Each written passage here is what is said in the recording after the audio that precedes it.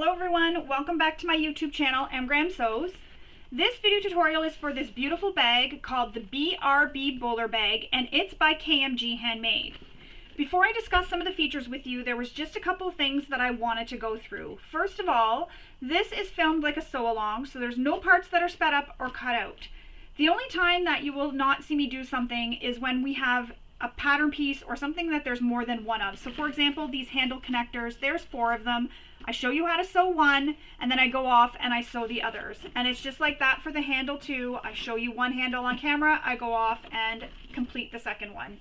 I just don't feel that you need to watch me sew it more than once. It makes the tutorial longer than it already is, and this is a really long tutorial because there is so many features to this bag, so I really didn't want to make it longer than it had to be.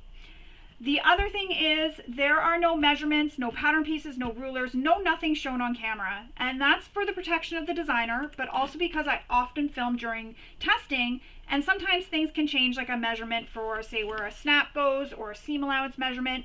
So this way, me not giving any of those measurements, it doesn't affect my tutorial at all, and then you're not confused when you go to sew your bag. So you will need to have your pattern open on another device, the device you're watching this on, or printed so that you can follow along. Now let's discuss the features of the bag. You'll notice here we have handles. They are rolled handles, and there is a cording inside, so it makes them a little bit cushiony. So you can choose to make them this way or other ways that are mentioned in the pattern. There are other options, but I really like this because it's got this neat little seam here from the way we stitched it. I really think it's really nice. I really like it. You do have a crossbody strap, so maybe you don't want the handles and you just want to have a crossbody strap to wear it as a shoulder strap or to wear it as a crossbody bag. You can omit the handles, make it a little bit of a quicker sew, and just attach this, or omit this altogether and just have handles, or whatever, have them both. The choice is yours. This is your bag. Make it how you want. The other feature that this bag has is a slit pocket here with a magnetic snap.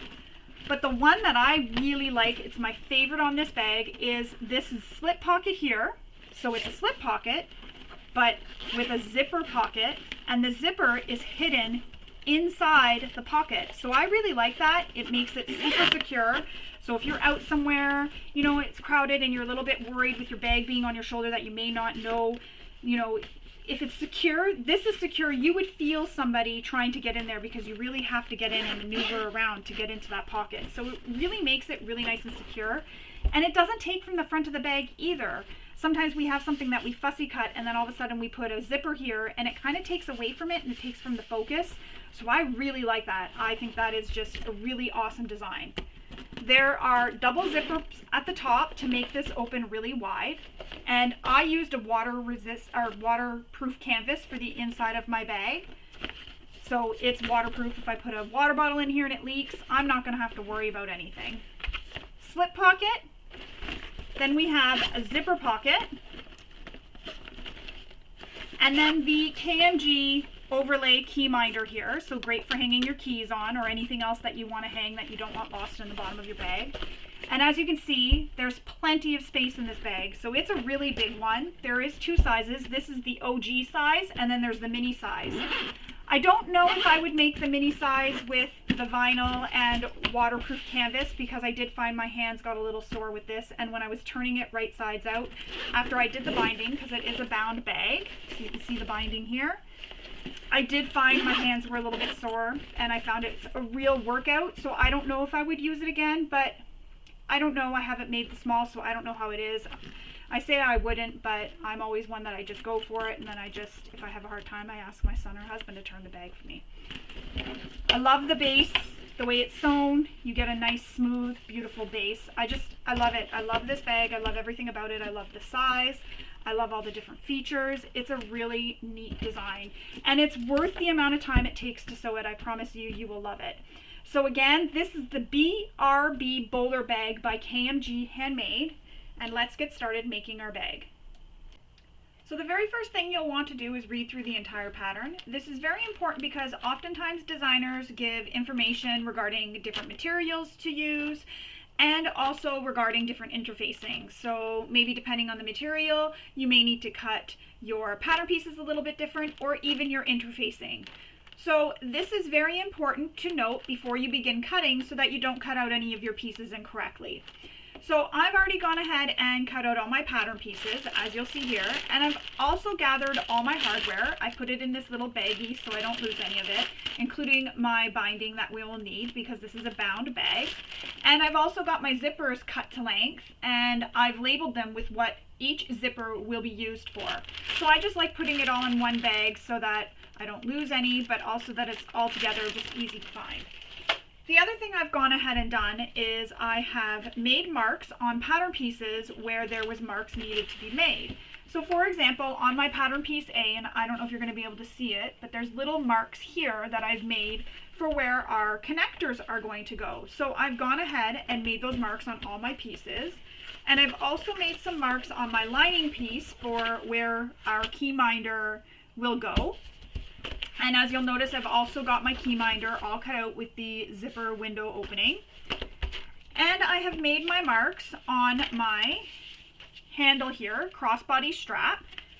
And the other thing I did was I folded my crossbody strap, so my exterior piece, because it is quilting cotton. So I've already gone ahead and done that. But when we get to that step, I'll just explain quickly how you do the folding. It was just so that I didn't have to stop the camera. When I get to that part, I can just get right to showing you how to do it. And another thing that I've done in the pattern, because I did read ahead, Kristen does mention that you can use some grosgrain ribbon for a particular step, and that is for your interior slit pocket, or no, exterior pocket trim, sorry. So I've decided to use the ribbon for my exterior pocket trim just so that you can see how this goes when you're sewing it in. And the reason for that is it just helps reduce some of the bulk because it's very thin. And the nice thing about it too is it's non-fraying, so we don't have to worry about it fraying. So I've decided to use that just so that I can show you in one of the tutorials how it looks when you use the ribbon. Now, there are some prep steps that you need to do, and I'm doing handles J here. So this is what they look like when they are cut out. They have these little funky ends here. And Kristen does say in the pattern to cut one of the pieces so that your ends are just square, and then we can trim them down to size after. So what we'll do is we'll top stitch this, and then we'll trim this so that they are even with each other. So you don't have one that's smaller or bigger. So that's why I have these extra 4 pieces here, so that when we go to top stitch this on, we'll have 2 completely finished sides, and it will all line up because we will trim them to size. Now, Kristen does recommend using some edge paint. I don't have edge paint, so I'm not going to be using edge paint. I'm just going to leave them raw once we get them all connected and sewn in. So I'm not going to be super concerned about that. The other thing is I may not be able to do the piping inside my rolled handle because I think my piping is going to be a little bit too big. I'll test it off camera and then I'll come back and we'll know if it's going to be a little bit too thick. She does recommend a 3/8 of an inch piping, but I believe mine is 5/8 of an inch. So I'm going to try it out and then see, but if not, I'll still walk you through how to sew all that. So once you have all your prep done and everything's all ready, you're ready to get sewing your bag. So the first step is to grab your exterior pocket trim pieces, and we're going to place some double-sided tape along the top and bottom edges.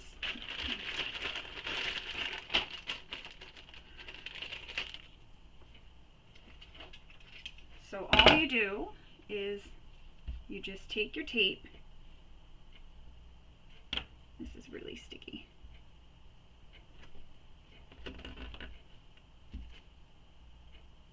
You just place it along the top and bottom edges.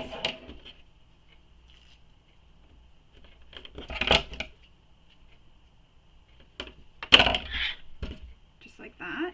And we're not removing the paper backing just yet, so you'll keep your paper backing on. We're just placing the double-sided tape on them now so that we don't have to worry about doing it later.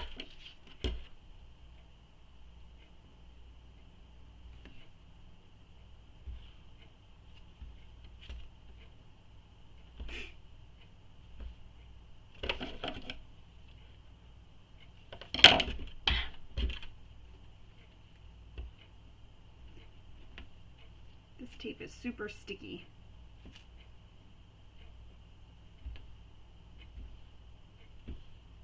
there we go.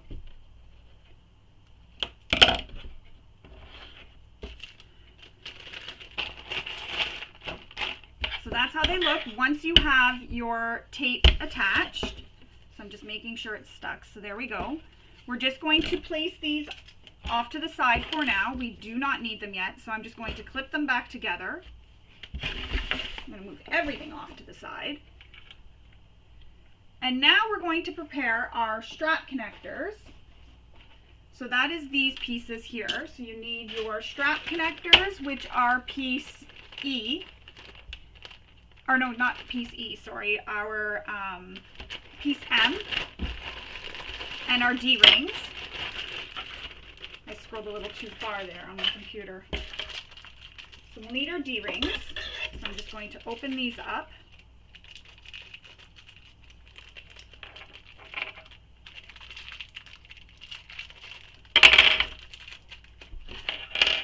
Now, with your connector, and I've already folded this as well just to save on time, what you will do is you will draw a line down the middle, the whole length of the connector. Then you'll fold each raw edge in to meet in the center, and you will press it in place. Now, if you're using a material that cannot be pressed with an iron, what you can do is place double-sided tape on each side of the line you draw on, and then just fold them in and press it down, and that will do the same thing as pressing it with your iron. Another little tip is when I'm pressing with my iron when it's a quilting cotton, you can use steam, but I don't use steam in my iron. I don't put water in my iron. I'm always worried about it leaking. So what I do is I have a little water bottle and I just spray the connector or whatever I'm pressing so that I get a really nice crisp press. So I spray it with the water bottle and then I iron it, and that'll help steam it sort of, and it presses it really nice and flat. So now what we're going to do is we're going to slide our D-ring or the connector onto our D-ring, clip it in place, just like that. When you're sliding it, you want the edges that are raw here, where we folded it, to be together so that they meet in the middle here together. So there's no raw edges, no crease, no nothing showing. That is all encased inside. And we will baste the ends together.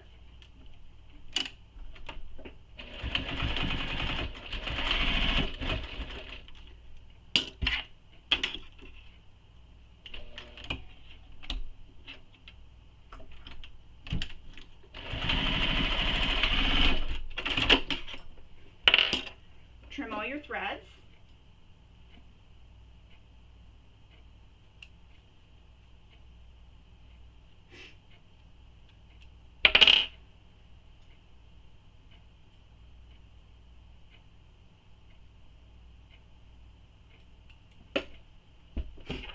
And that's how they look when they are completed. So these can be set to the side for now, and what I'm going to do is I'm going to put them back in my bag with all my hardware just so I don't lose them. Just like that. Now we need to grab our rectangle rings or D-rings, whichever you've chosen to use. I'm going to cut these open. I like to leave everything in their little sealed bag until I use them, just so that when it's in the drawers, they're not rubbing on each other. We need to grab our E-pieces, and that's these ones right here.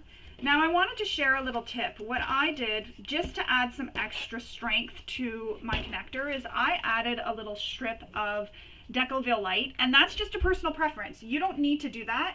I just did that just to add some strength to my connector when it's folded over and the hardware is on. So it just gives it a little bit of extra strength there, so that when the connector is on and all the weight of the bag, it just helps with that extra security. So what we're going to do is we're going to use double-sided tape at the top of the connector.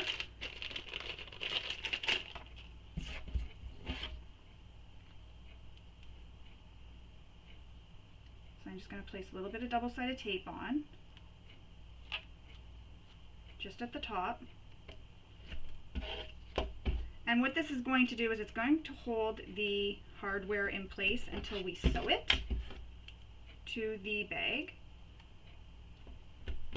and while we sew it to the bag too. There we go.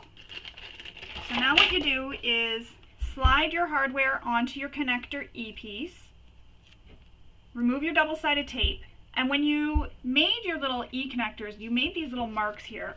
That's where you're folding the top raw edge down to, just like that. So it'll look like that. And if you have any spots where they don't look very nicely cut, like one here, I'm just going to trim it up.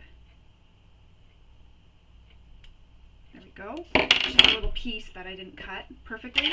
You can go ahead and trim it. So again, slide your connector on, or not your connector, your hardware on. Fold it down to meet. Press in place.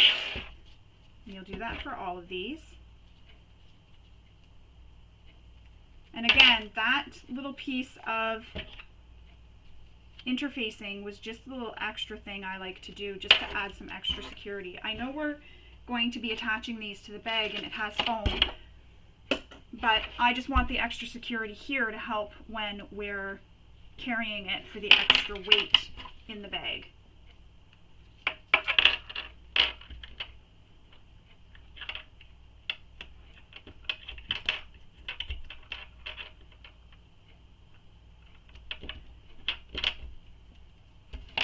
There we go. So that's how they all look once you have them all done. Now, you need to take your exteriors one at a time. And if you haven't already, go ahead and attach your foam. And another thing I did here for my foam was I trimmed it so it was smaller all the way around. But I left it at the top lined up just because I want that extra bit of hold there when I'm attaching my zipper, and then I'll trim it down after if I feel I need to. But this will help remove the bulk because there are some areas where we're going to have lots of bulk. So I've just trimmed it so it's smaller. And mine is a sew-in foam, so you're probably wondering how I have this attached. A couple of things I'll do is one trick I use is a glue stick. So I will use just a washable glue stick, glue all the way around the edges in the center, and then I stick it down. Then I'll take my iron, and because I'm using a vinyl here, I would have to do it from the wrong side, and I would press this with my iron. And what that does is it dries the glue. But before I dry it, I flip it over and I flatten it out to make sure it's really nice and smooth and taut. So I'll do that, then I'll flip it over and I'll press it with my iron to dry the glue. That's one thing I do. The other trick I do is I use double-sided tape, and I'll place it, again, just like the glue, all the way around. And the double-sided tape acts as the glue and it holds it in place, and that's what I did here. I used double-sided tape and it's holding it in place. And same thing, flip it over, I get it all nice and smooth, and then I just press it down. And there's no ironing needed because I've used the double-sided tape. I do like using the glue often because it does use quite a bit of double-sided tape, especially when you're making a really big bag. So I often use the glue, but because I was trying to go a little bit faster and I didn't want to have to get up and down, I just used the double-sided tape this time, which I'm almost out of the size I used. But that's how it looks, and it's all nicely attached, and I did the same thing for my gusset and the same thing for the other piece. So I just wanted to share that little tip with you so that if you don't have fusible interfacing like I did, it's a sew-in foam, you don't have to worry. You can try one of those options, and they work great. I've done them pretty much on almost every bag that I make that's got the foam or other interfacing that's sew-in that's cut smaller. That's what I do. So what you need to do now, back to what we were saying, is you need to make the marks for where your connectors are going to go. And Kristen does give a measurement in the pattern, and the measurement goes from the top down and from the center to the left, and the center to the right. So you want to find where your center mark is. So if you haven't already, mark your center points. And I'm just realizing that my center point isn't marked on my phone here, so I'll just mark it quickly. So you want to mark your center marks, and you want to measure down from the top edge, and you want to measure from the center over to the right and over to the left. And that's how you'll get those marks. Oh, you can see it. Yay! That's how you'll get those marks there.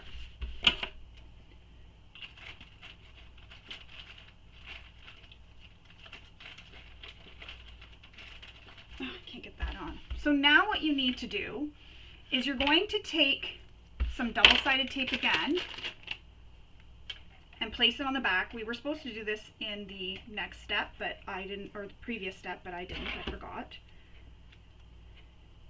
So we're going to place some double-sided tape on each of our connectors. Now I'm going to show you how to do one connector, and then I'm going to go off camera and I'm going to sew the other three. I know that tutorials can get a little bit long, and even though we can fast forward or speed them up, I just figure that this helps it a little bit so that it's not as long for you. And you only really need to see me sew them once. So what you're going to do now that you have your double-sided tape on is peel the paper backing, and you're going to place this at the mark you made. So here's my mark, and you want to place this top side edge and top edge with those marks. So you're lining it up with the mark. So the side straight edge and the top edge are being lined up with that mark. So I'm going to line up, or put two on right now, and then I'll show you. So just like that. So my mark is here. You can see it here. That's the mark. And my top edge lines up with the mark, and the side lines up with the side with the mark at the side here. And that's how they look. And she mentions what the gap is going to be between. You can see in the pictures with her ruler what the gap is in between. So if you're not sure, you can always check, which I will do quickly off camera. And mine is perfect. So you can always just double check off camera, or off camera. You can always double check with your ruler in the middle to make sure. Now what we're going to do is we're going to top stitch around our connectors and as close to the rectangle ring as we can get. Now there's two lines of stitching that Kristen does say to do. So you can do that. So I'm just going to switch to, ooh, that's on there tight. I'm just going to switch to my zipper foot.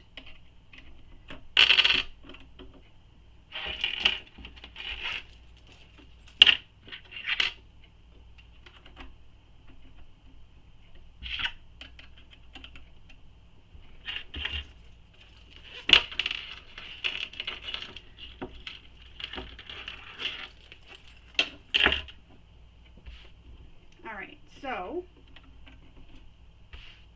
now what we're going to do is stitch around. Now I don't want any back stitching, so I'm going to leave long tails.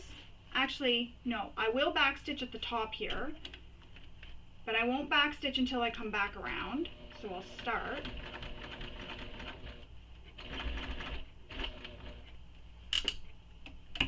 Now when we get to the end here, I always pivot and turn around, and I'm just going to move my camera a little bit so you can see what I'm doing.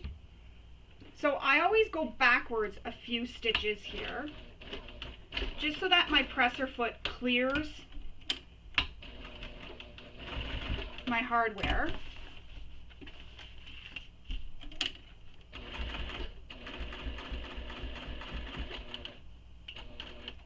I'm just having an issue with my machine, so I'm just going to pause the camera and I'll be right back. Alright, so I've got it all fixed, and I changed my presser foot to my other zipper foot, so everything's good now. So we're just going to continue sewing around this connector. Take your time going around this connector because of the shape, and if you need to and find it helpful, take one stitch, lift your presser foot up, pivot, take a stitch, and again with your needle down, lift your presser foot up, pivot just a little bit, take another stitch, and keep doing that all the way around.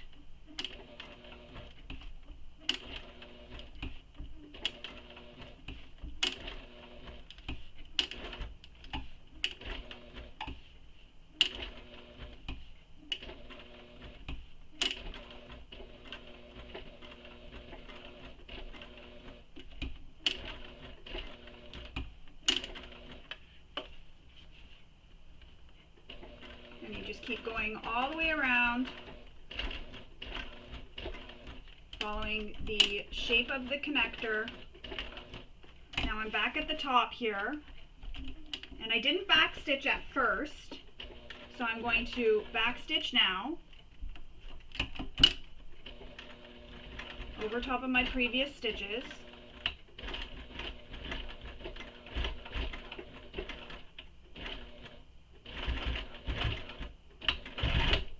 And then I'll leave long threads, and I'm hoping I can still pull these ones through to the back, which I can.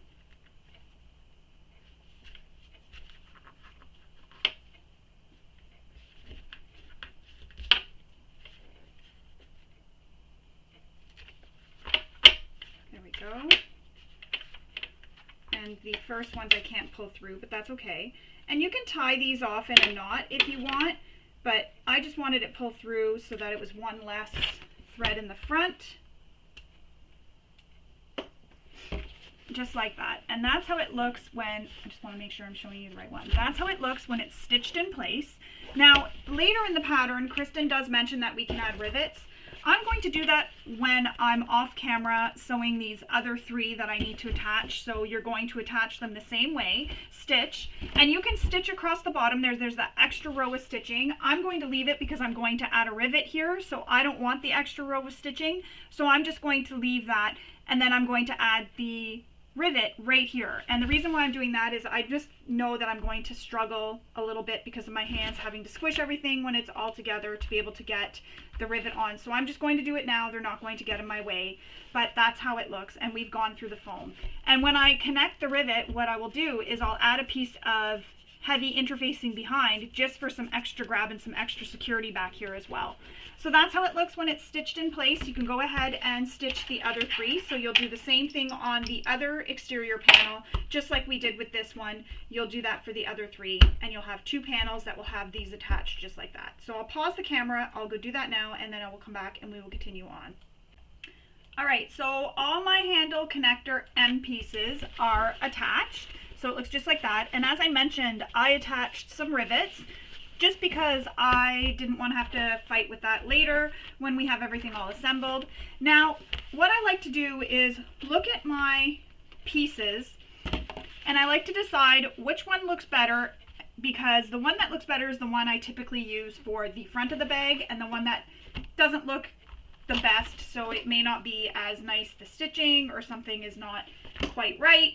Still looks nice, but you know, maybe there's something you don't really want to be seen every time you're wearing the bag. So that one goes on the back and the other one goes on the front. So the nicer one will be on the front and the other one will be on the back. And I think these both look the same. So there's really no, it doesn't make a difference. There's no difference at all. So continuing on with the instructions, we're going to now build our exterior pocket. Now this is done a little bit differently than what you may be used to doing. So you'll really want to pay close attention and follow along. Now what we need to grab is our exterior pocket B panels. So we need one of the exteriors and one of the lining pieces. And what we're going to do is we're going to take the lining fabric and we're going to place it so it is wrong sides up. And we're going to place the exterior fabric so it is right sides up. So they are wrong sides together. We're going to pin this along the top edge, just along that top straight edge.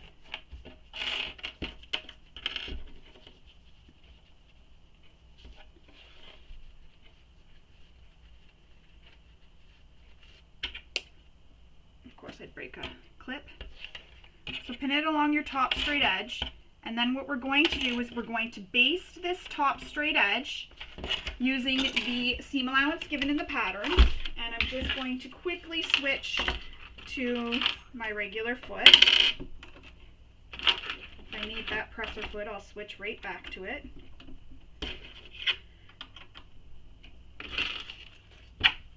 So my regular foot is on. Now let's stitch across this using the seam allowance given in the pattern. And this is just a basting stitch, so you can use a longer stitch length if you'd like.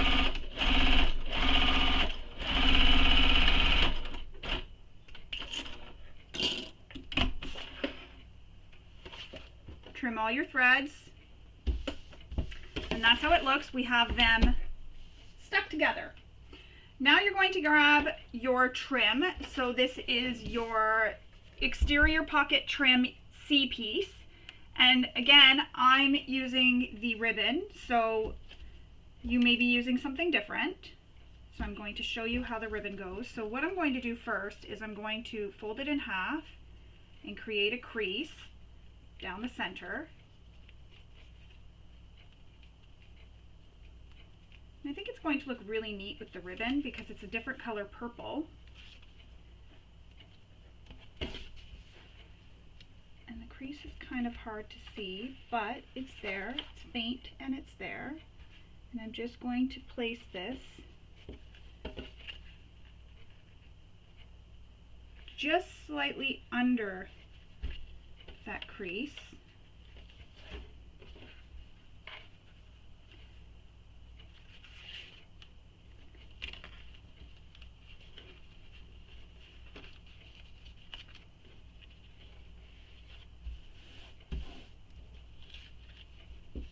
Taking my time, getting it placed nicely. Then I'll fold this other edge over and I'll make sure they line up.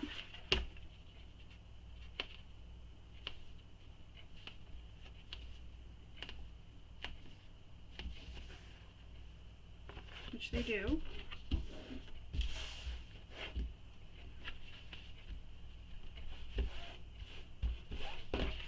So that's how the ribbon looks when it's folded. So now we're going to top stitch this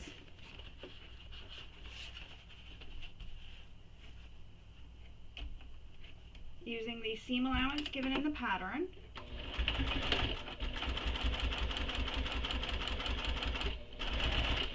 Chew, excuse me.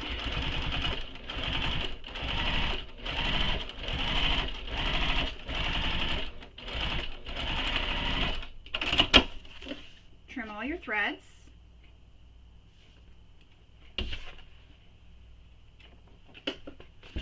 And look at how pretty that looks with the ribbon. And that's the back side. So now there's a mark that you need to make from the top edge down and centered for your magnetic snap. And I'm just going to make sure that mine is still accurate because we did add that ribbon and it might not be touching right directly, but mine's good. So you need to make that mark to install your magnetic snap. We're also going to use a bit of interfacing behind. I should have a piece cut here. And this little baggie is just cutoffs that I have of Decoville Heavy and some Decoville Light. I tend to keep all my little cutoffs because it's perfect for when you're using hardware on a bag to have it for the extra strength behind the hardware.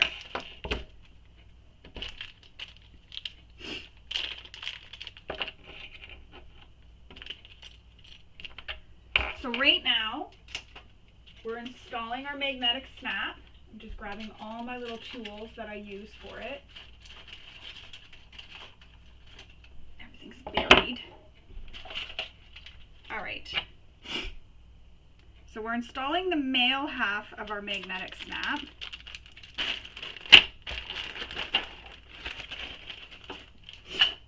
And to do that, you take that mark that you made. So there's my mark. You can see it there.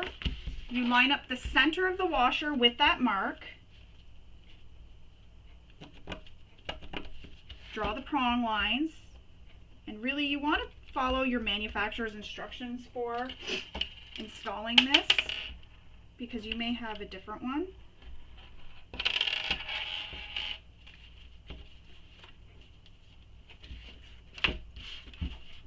Now I'm going to show you a little trick just in case you're using a material and you're worried about ripping too far. What you do is place your needle or your pin right in at the top of that first line that you drew when you drew the prong marks.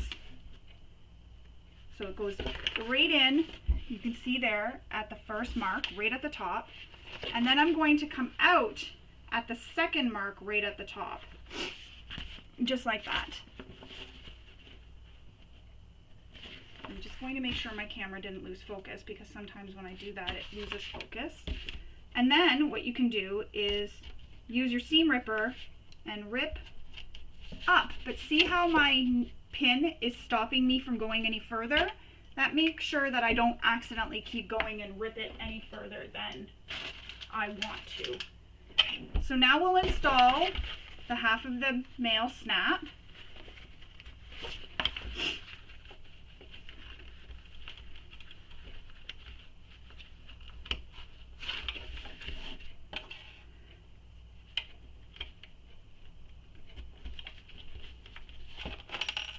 My washer. I've got my interfacing, my washer, and now I'm going to fold the prongs. And I like the prongs to fold inwards to hug the fabric. It's really a personal choice. I just do that because I've had snaps come out on me before, and since I've started doing it that way, they seem to stay. So now I'm just folding, or placing a piece of tape over top of the washer, just like that, and that protects this side of the material, but it also acts as an extra security for your prongs too, which is kind of nice. So that's how that looks when you have your magnetic snap installed. Now what we need to do is grab one of our exterior panels here that we worked on. I just saw something that I didn't see before. Yeah, I'll use this one. So we're going to line this up. So your exterior is right sides up, and you want to place this so that the exterior of your pattern piece pocket is right sides up. So whatever one is going to be your exterior, which is your accent fabric, place it right sides up.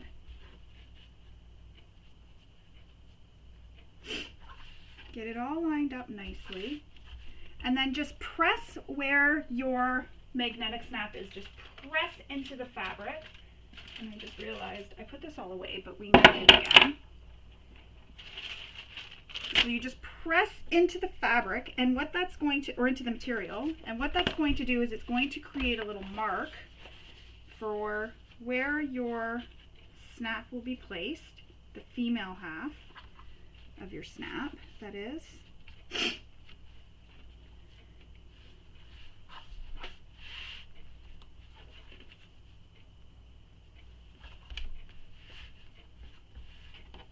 And I'm just making sure everything gets lined up nicely and accurately. And I just want to see, it looks like that one rivet may be down more than the other.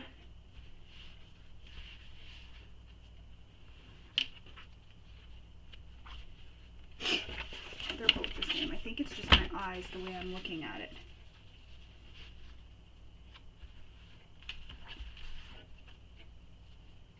Yeah, there we go.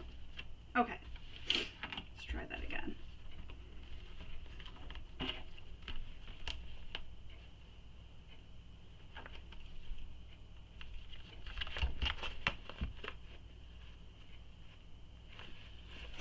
All right, got it marked. Take back my hardware bag.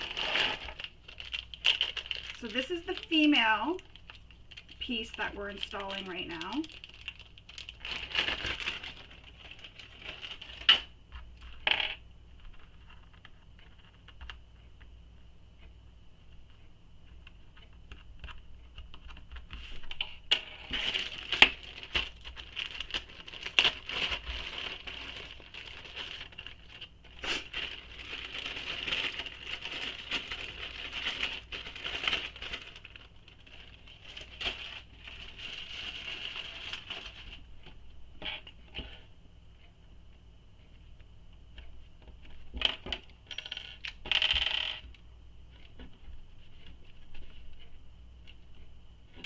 And I'm doing the same thing I did previously.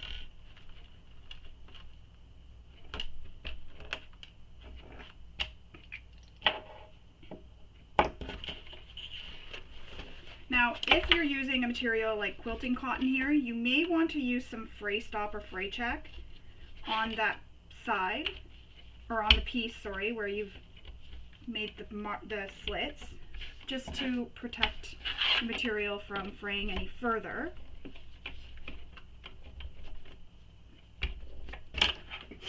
Alright, these can all go away. Now, some tape over top, just like I did previously.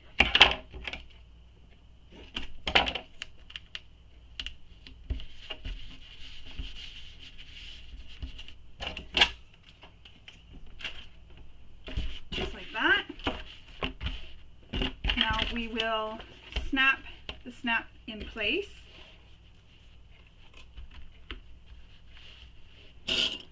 Once it's snapped in place, I'm going to add some clips.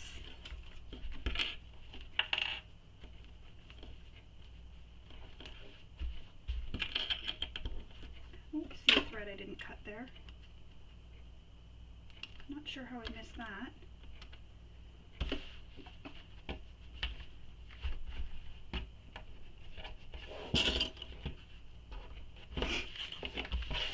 So now we're just going to clip it in place and base stitch all the way around.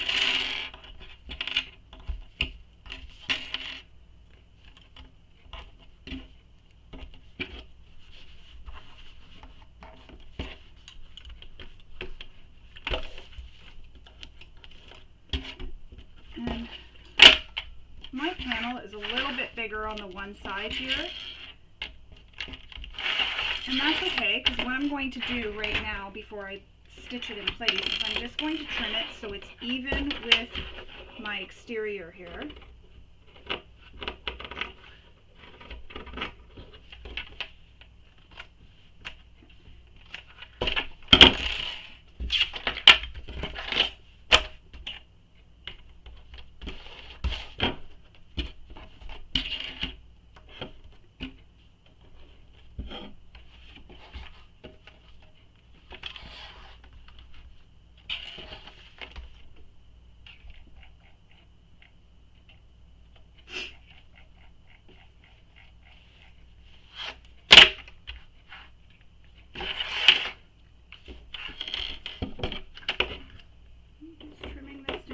Again, so you can see.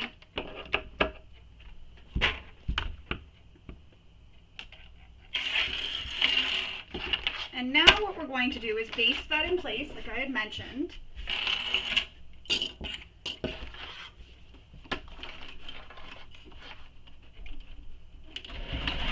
And you can use a longer stitch length here if you'd like.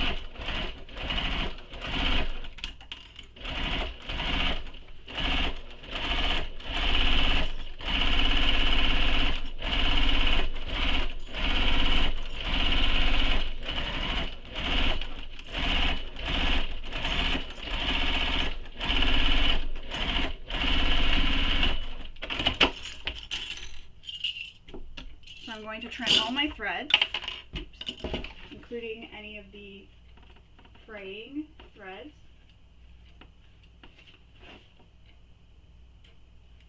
And anywhere that my panel is not even, I'm going to trim it up.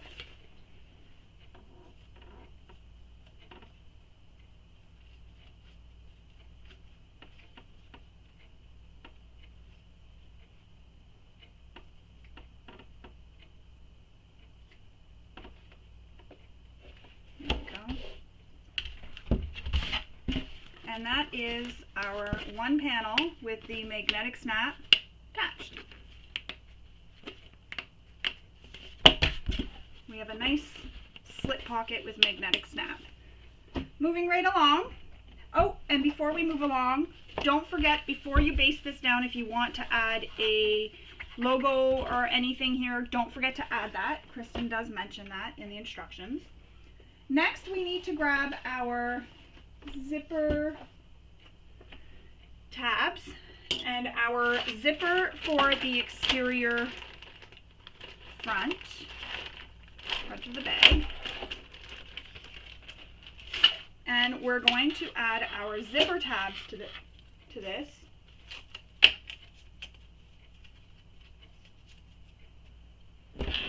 And we're going to place the zipper right sides up. You're going to take your zipper tab and place it right sides down on top of the right side of the zipper, so they're pretty sides touching. Line it up with the short raw edge. And the zipper tabs are a little bit bigger than the zipper, and that's okay. But see, that's how it looks lined up. So the zipper is pretty sides. And what we're going to do is we're going to sew this using the seam allowance given in the pattern. Don't forget to return your stitch length back to the length you like to use when you're constructing a bag.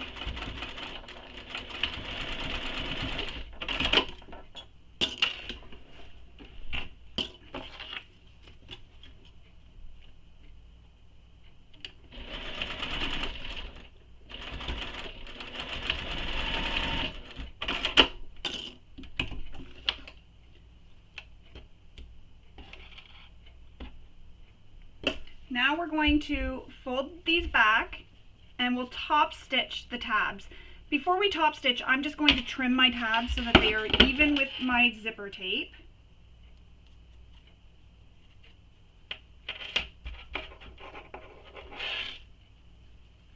For some reason tonight, I can't seem to do that.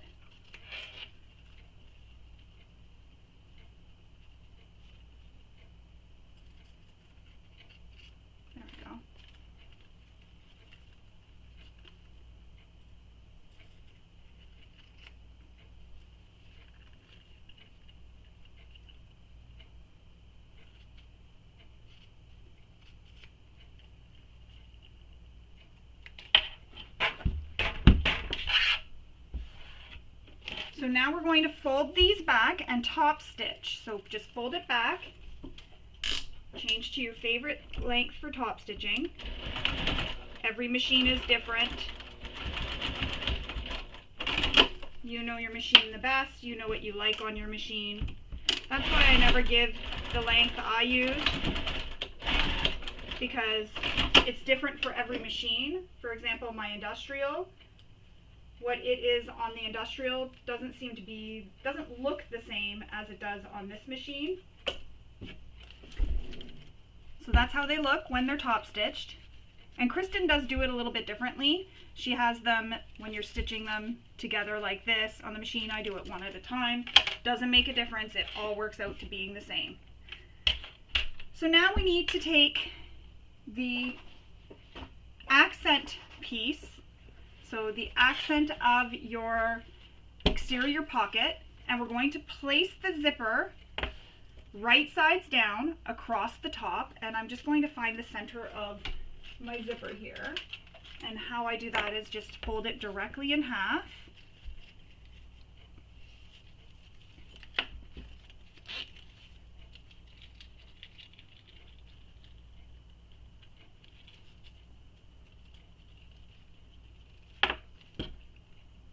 That didn't work. Usually creases better than that. All right.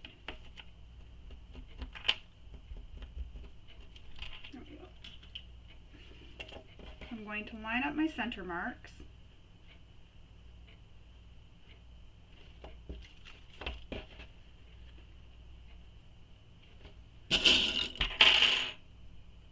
And you'll want to decide which way you want the zipper to close when the bag is in use. That's very important. So I've lined up the center mark, and I'm just pinning it the rest of the way.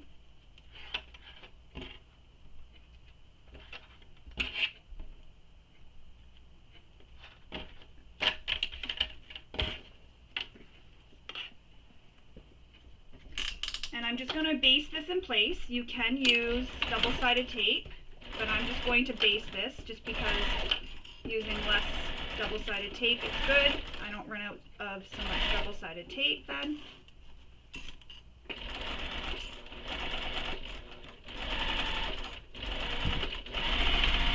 So I'm just basting it in place. Again, you can be using double-sided tape here instead.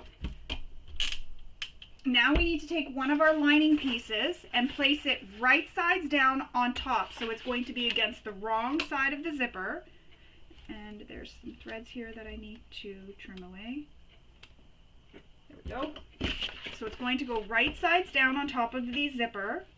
So it's the right side of the lining is against the wrong side of the zipper, but the right side of the lining and the right side of the exterior are right sides together. We've created a zipper sandwich.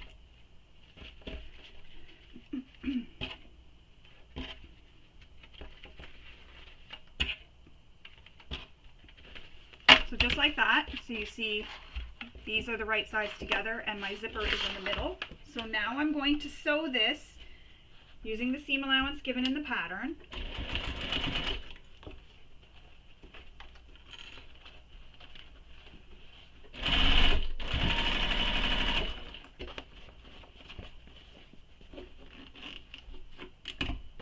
I'm just moving my zipper pull out of the way.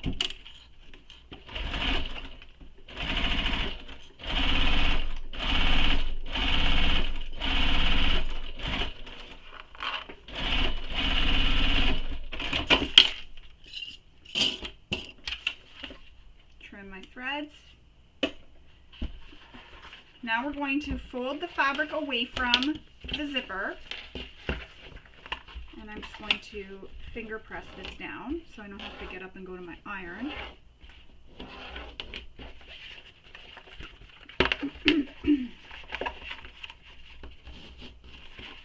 And I'm using a waterproof canvas here in case you're wondering what this is. It's a waterproof canvas. I just love having canvases for linings of bags because I don't have to interface, so it's a little less steps.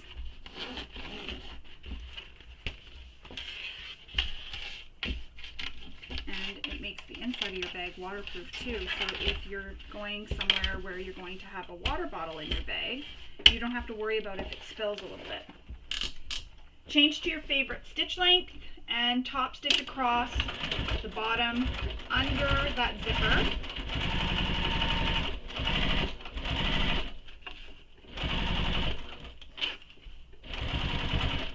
And I moved my pull out of the way because it is dangly and I don't want it to be hit.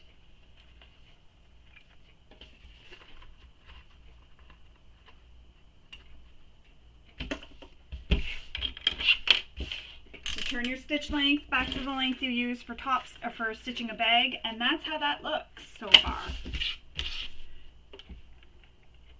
Now we're going to place the last exterior pocket panel B piece, the lining one, and we're going to place it right sides down on the work surface.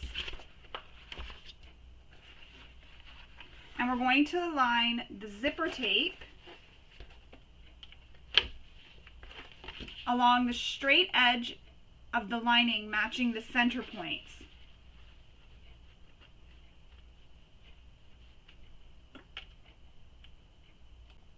I was just checking to make sure I was doing this right because I didn't want to give you any wrong information. So I'm just going to erase this. I did use pencil here, so I'm just going to erase this because this will be inside our pocket when it's completed.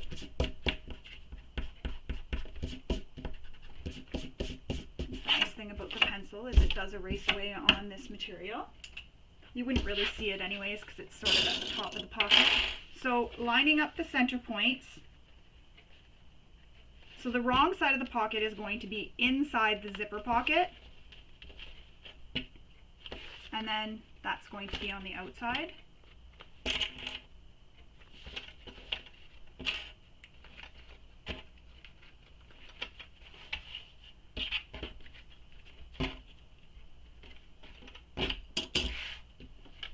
We're going to baste this in place.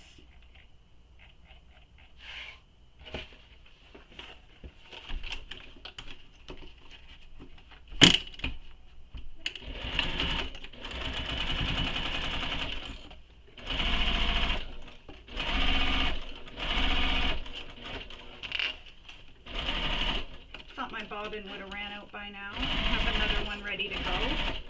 It's lasting longer than I thought. Wasn't very full to begin with.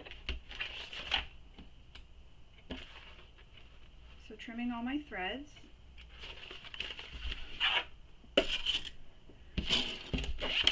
And that's how that looks. So when we look in the pocket, you are seeing the wrong side of your pocket. That's why Kristen does suggest the water-resistant canvas or waterproof canvas, so that you have a side that, you know, doesn't have the backing like your quilting cotton would. But if that's all you have, that's okay. So again, with the pocket trim, we're going to fold it to create a crease.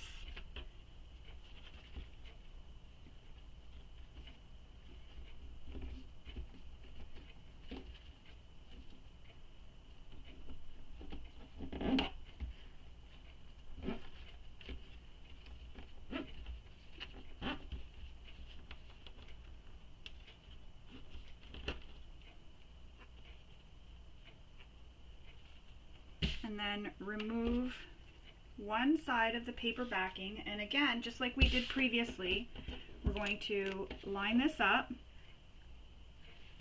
just slightly below the top edge just slightly below the center crease.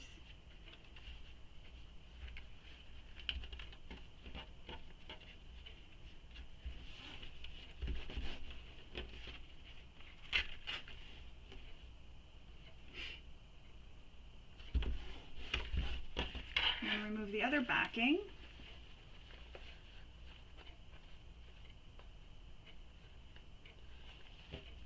Fold it over.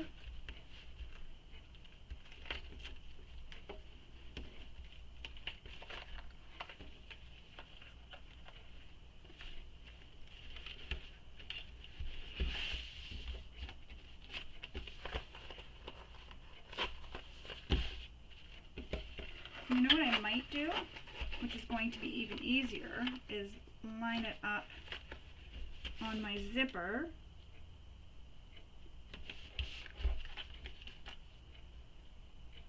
So that I get it straight across my zipper. There we go. And then over. So I used my zipper as a guide. And let's see, that worked perfectly.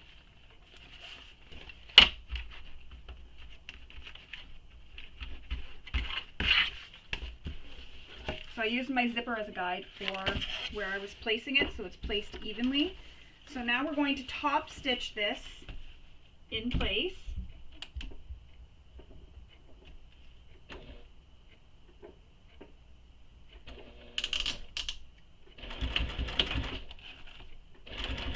And again, I'm using grosgrain ribbon just so you can see how it looks when it's stitched. And I actually really like it. And you can use grosgrain ribbon too for any binding on bags as well, because it's finished. There's no need to worry about having any finished edges because the edge of the grosgrain ribbon is finished. And that's how it looks when it's stitched in place, both sides. Now, here's where we really need to pay attention because it's really different from what you would normally do, because normally you're thinking, okay, that's great, we'll just attach it to the bag. But no, this zipper is going to be behind, it's hidden. So flip this over and pull this lining down to meet the front and push the zipper tape down so that it is hidden.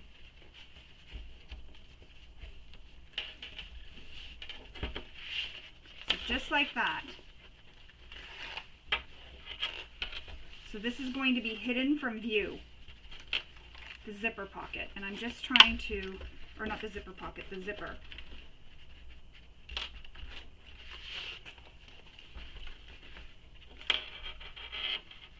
And I'm going to place some clips just along the top. And you're going to see what I'm doing. So the zipper is hidden. It's not out on display. So this is where using a really pretty zipper pull is not necessary. So if you have one of your custom zipper pulls or something, you really don't want to use it here because it's not going to be seen when the bag is completed. So see how it's like this, how my zipper is down on this side? You don't see it on this side at all. It's gone. So it's almost like an invisible zipper pocket.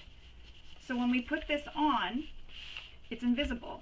Now make sure when you do baste this in place that you have that pointing down. Your binding here or your pocket trim is down. You don't want it up, you want it to be down. So force it to go down and add a clip to help hold it in place. Oops, I just clipped it to that. Now, a trick, if you really wanted to ensure it stayed, is you could stay stitch this in place through just this layer. You could stitch it down. So I'll show you what I mean. You have to remove the clips so they're not so far down.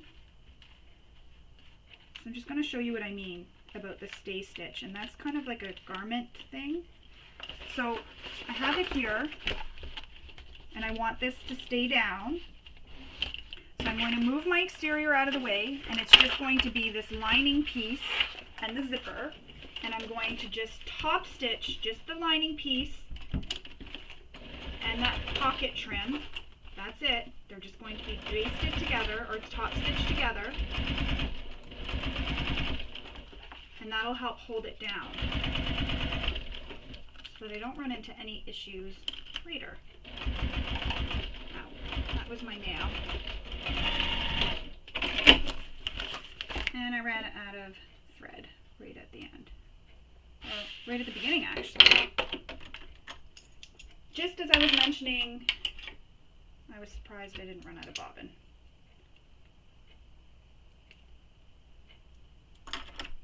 Let's do that again. And what this is going to do again is it's going to hold that trim down so it doesn't get up in the way under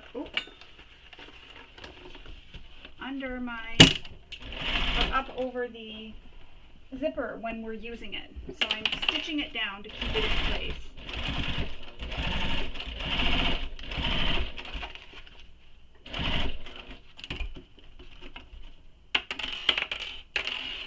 Move those clips.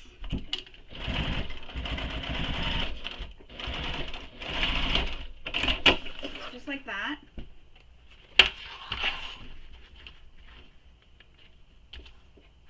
And again, what that's doing is that's help holding that down. So that's forcing that to stay down too.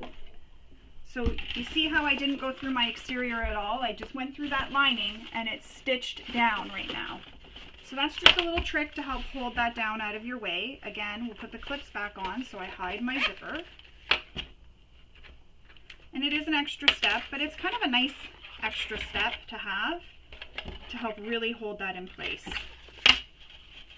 so that it won't go up when we're sewing. It's forcing it to stay down, and it looks pretty too. When you look inside the pocket, it'll look really pretty. So now we're going to clip this all around. Now this lining one in the back is bigger than the panel itself. Don't worry, we're going to fix that in a moment. We're just going to baste this in place first, and you want to baste it in place around the exterior.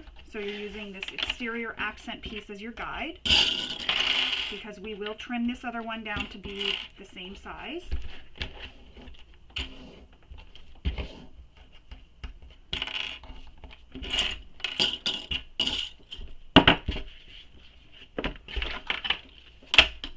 And you can use a basting length, a stitch length that's longer. And before I start, what I wanted to say was usually I start in the middle and I work my way over. So I'm going to do that just to prevent any shifting.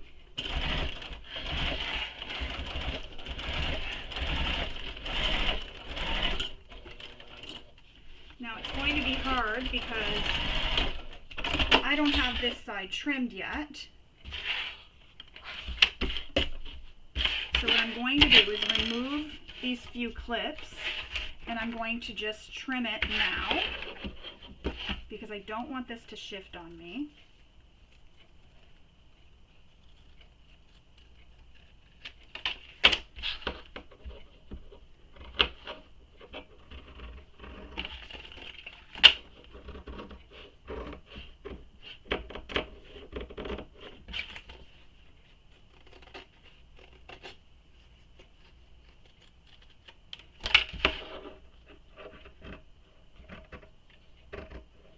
If I have to go back and trim after because I didn't trim something correctly, that's okay. I can do that still. I can clean it up.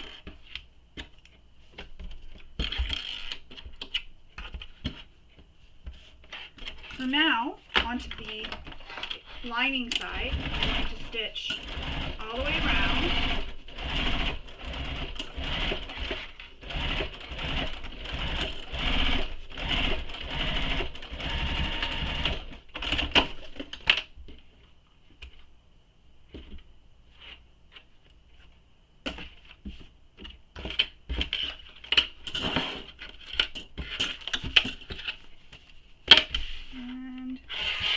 An area that needs to be trimmed, so I'm going to retrim it.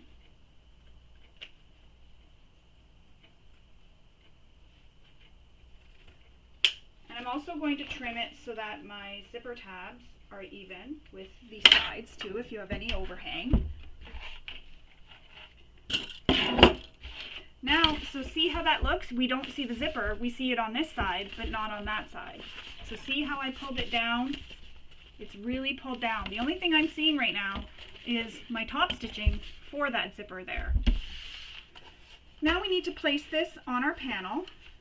So I can see my center mark actually on my panel here on my pocket. So I'm going to place it centered, and then I'm going to clip the rest of the way because we're going to baste this in place.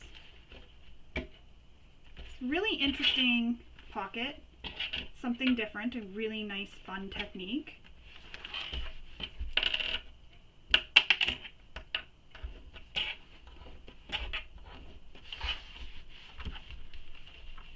Now I'm going to move that zipper pull out of the way. It is dangly and I don't want to accidentally hit it.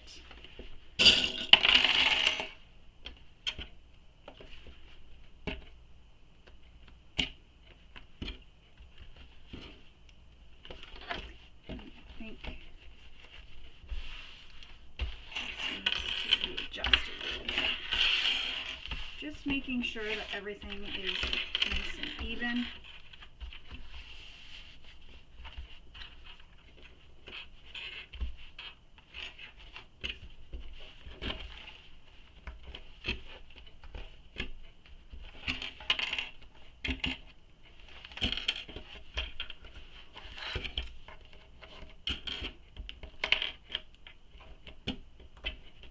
There we go.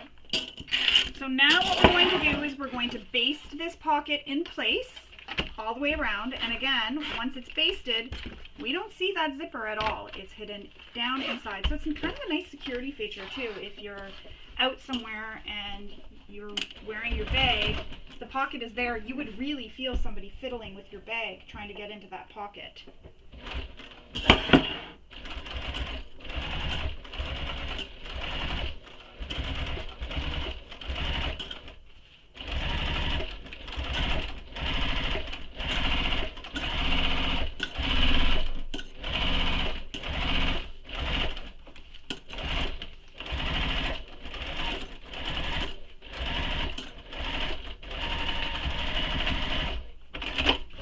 Trim all your threads, and this is where you also want to make sure that your pocket is even on the sides, which mine is not, so I'm going to trim it. It's mostly where this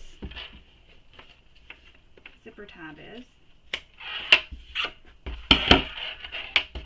Let's try this again.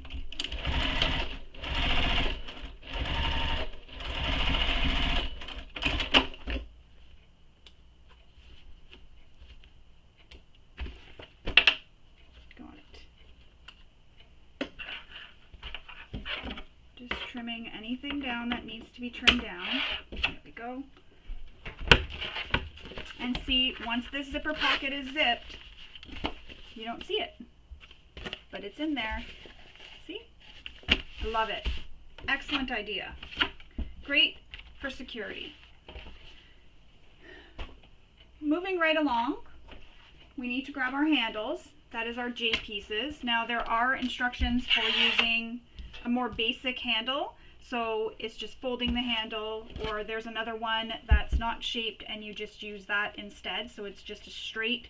And the method is the same for sewing these pieces at the top edge here together, And if you don't want to do that, you can just do the regular handle the way you would normally make a handle, sort of the same way we're going to make the crossbody handle, or strap, sorry.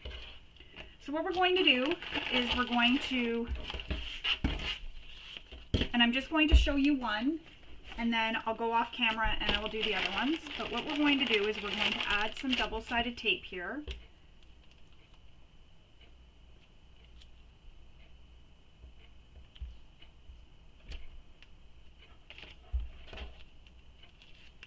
And then you're going to place this on top.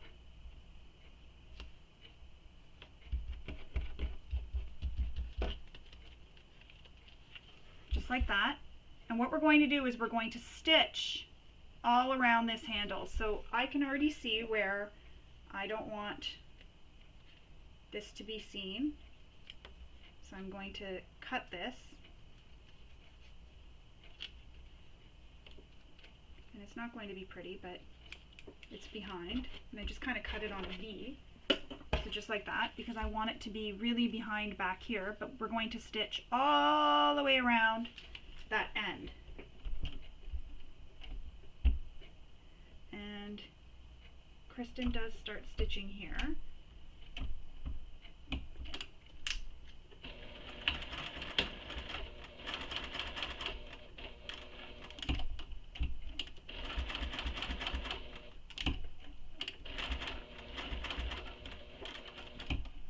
Again, remember about the pivoting. Go slow.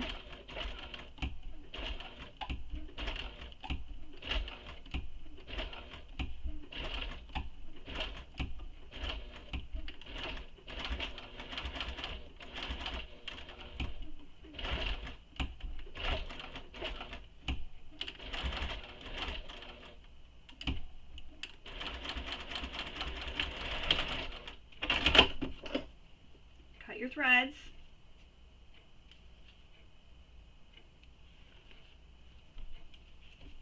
So you have an end that looks like this. What we need to do now is trim this so that it is even with the one we cut out on our handle. So just take your time trimming.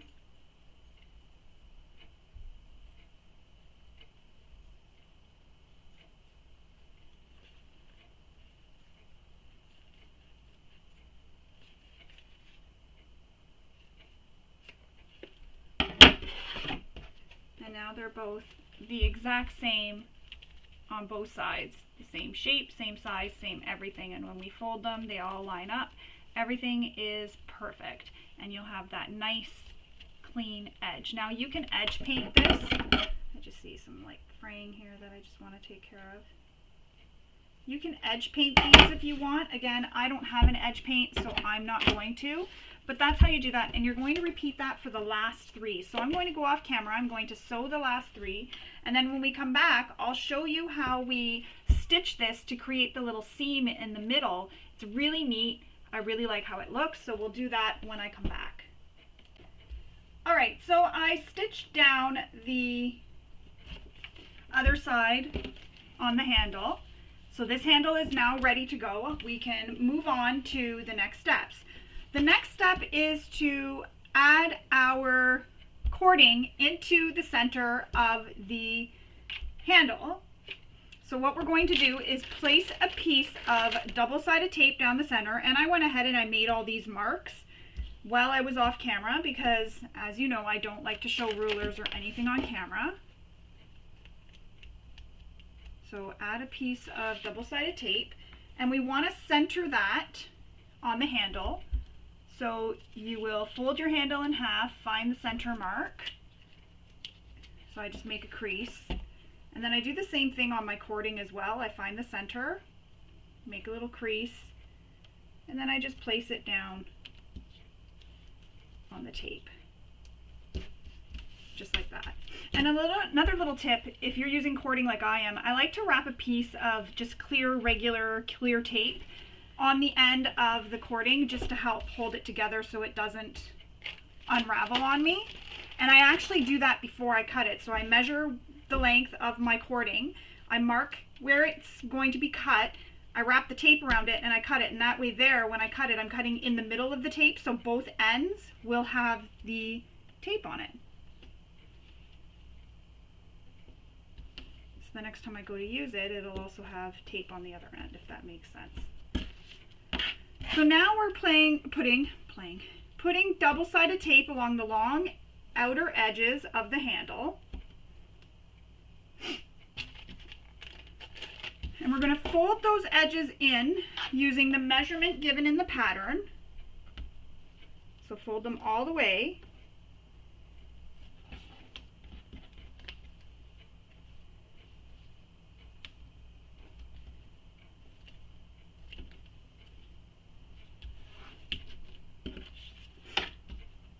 Do it for both long edges. You're just folding it in.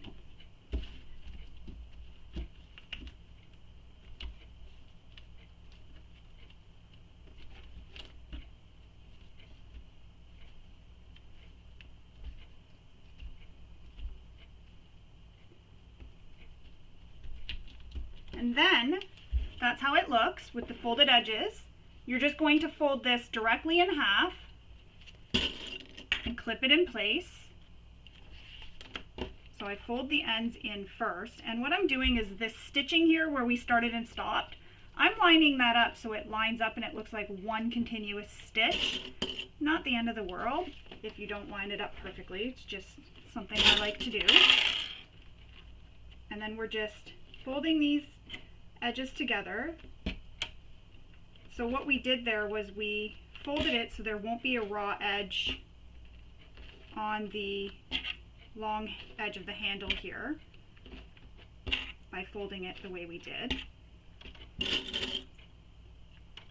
And now we're going to stitch this using the seam allowance given in the pattern, and that stitching where we started and stopped, that's where we're going to start stitching and stop stitching. So the stitching here where we started and stopped on both ends is where we're starting and stopping.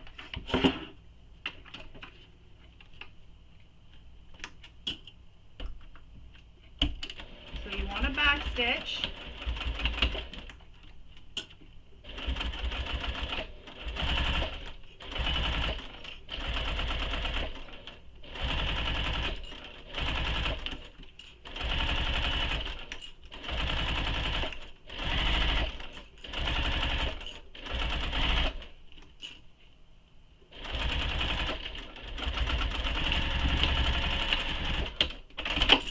Make sure you back stitch at start and stop. Cut all your threads.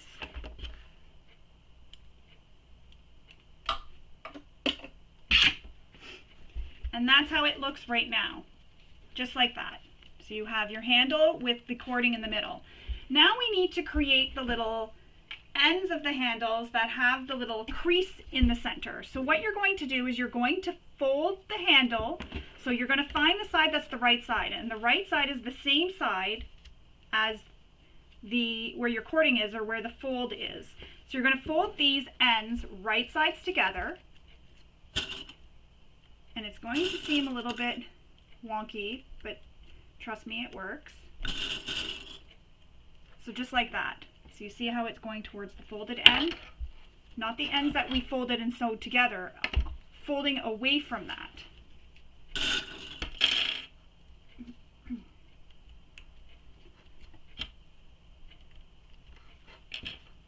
And there's a measurement for where you're going to sew these, so you'll want to pay attention to that. Kristen does give that measurement, but we're going to sew these using that measurement that Kristen gives. And you're going to sew a half moon. And it doesn't have to be super perfect. And she tells you where to start and stop. And you'll see mine isn't perfect, but you can see that I folded, that I've made that half moon, and I'm just measuring it. So you see here, see how I stitched? It's not perfect, but you can see that I've stitched there. And we're going to cut that away just to help reduce the bulk in the center. You can see you just get this little piece that you've cut away. Cut all your threads. And we'll do that one more time together. So it looks like this right now from the wrong side, and when you open it flat, it looks like that. and it looks like that on that side. So when you fold it, you get that nice little crease in the center. So again, starting, you can start at the bottom and work your way up to the top. I'm just starting here.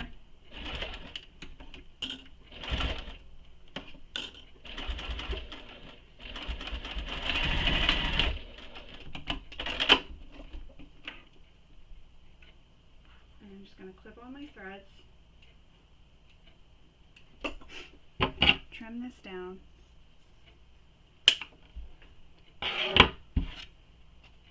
And measure, and they're the same size. So see, that's how it looks on the back, and that's how it looks on the front. You just sew a little half circle, or half moon. I'm all tangled in my microphone cord. So I had already gone ahead and stitched the other one. I've already done the other one while I was off camera. I just wanted to get that done so I wouldn't have to stop again for you. So now we need to take one of our exterior panels and we need to attach the handle to the exterior panel to that hardware. So what you're going to do is take your handle, and the side that is cut here, that's going to be inside. So when you slide your handle through the hardware, it's against the hardware. Slide it up. And I'm just pushing mine up so that it goes up into this little opening here in the handle. So see how there's that little opening there? I'm just sliding it up into there. Just like that. Fits nicely in there. It holds it all snugly in there. And then I'm going to repeat that for the second side. And then we're going to rivet these in place. Now if you don't have rivets, you can use Chicago screws. You could even sew this right across if you want.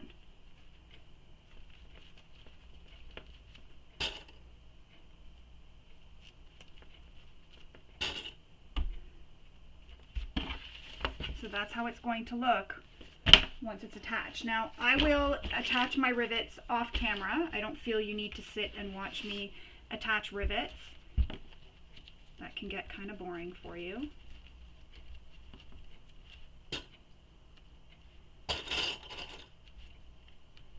Again, when you're doing this, make sure that the end that you cut is against the hardware when you're sliding it in, and make sure your handle's not twisted as well. You don't want it to be all twisted on you.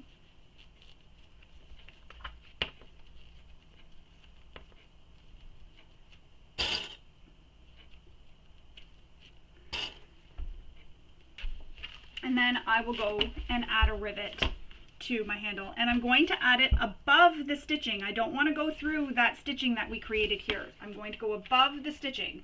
So I'm going to go off camera, I'm going to go do that, and then we will continue on. Alright, so the rivets are attached to the handles, and again, if you don't have rivets, you can use Chicago screws. If you don't have Chicago screws, you can just sew across that, but that's how it looks with the rivets attached. I'm just going to tuck my handles down inside the pockets, just like that, just to help keep them out of the way. That's what Kristen instructs us to do. Move that out of the way. Next, we need to grab our key minder and our one lining panel that we're going to attach the zipper pocket to.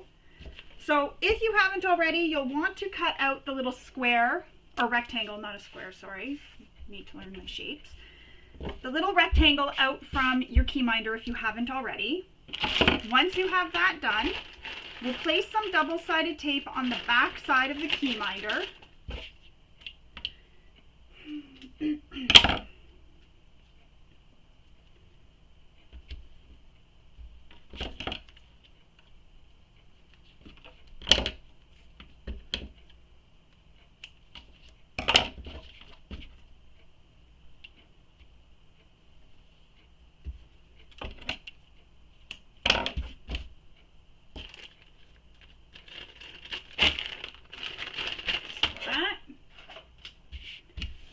Now, there's a mark that you need to make from the top down and centered. I've already made mine. So from the top down and centered, and I'm going to fold my panel back in half so I can get that center crease. Just like that. And I'm going to fold my key minder in half so I can get that crease.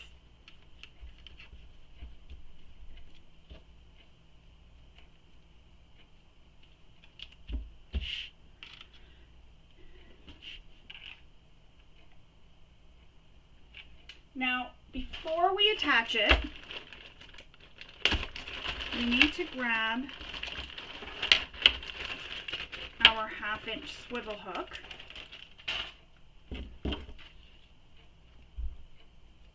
And you're going to slide it onto that end there, and you're going to bring this up. And I've just peeled back some of my double-sided tape here.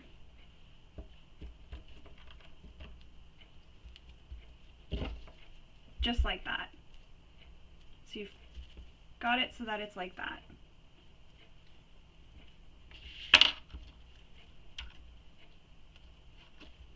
I'm just going to adjust it a little bit. There we go. So it looks like that. Now peel back your tape, the backing off the tape, and we're going to stick this down centered and lining up the top edge of the key minder with that mark we made from the top down.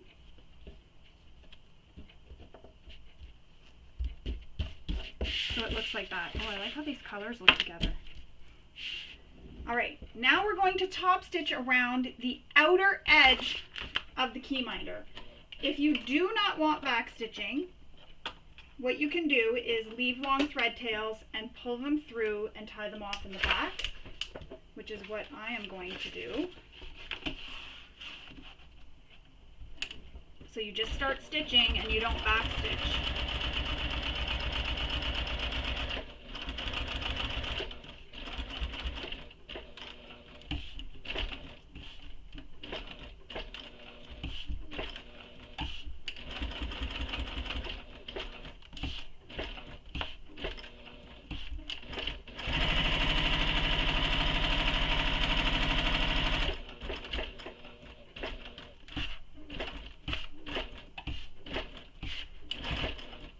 I don't want to run over this thread here.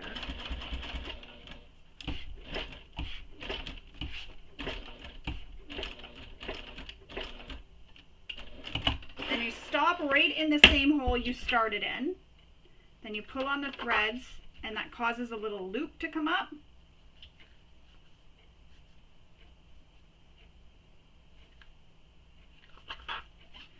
And we just pull them through to the back. And then we tie them off. Put them in pairs.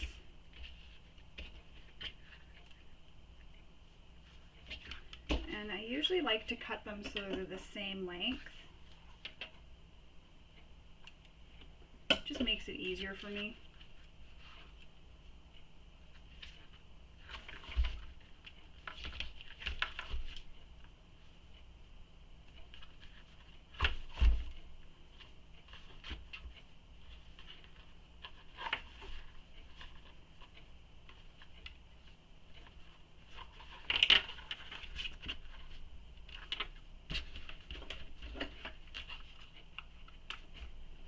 Tied it in a knot. Now we need to attach our rivet. I will do that off camera. Before we do that though, we also need to cut away the center here, and it doesn't have to be pretty. So what I do is I just start with my seam ripper. Oops. And then I'm going to grab my duckbill scissors. And this, again, doesn't have to be pretty.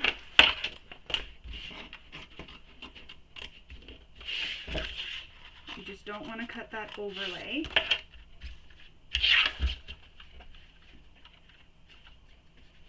And that's why I like the duckbill scissors, because it prevents anything from getting under that shouldn't be.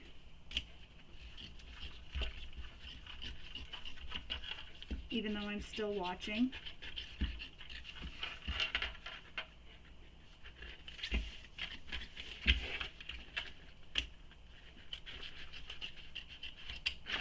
Go.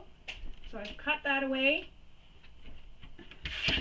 We have the opening there. I'm just going to pause the camera, quickly install that rivet, and I will be right back. Sorry, we're not installing the rivet, we're just punching the hole for the rivet.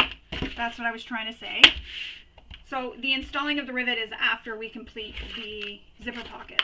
So we're going to put this off to the side for now. We're going to grab our zipper pocket piece, which is piece G, and our inside zipper pocket zipper.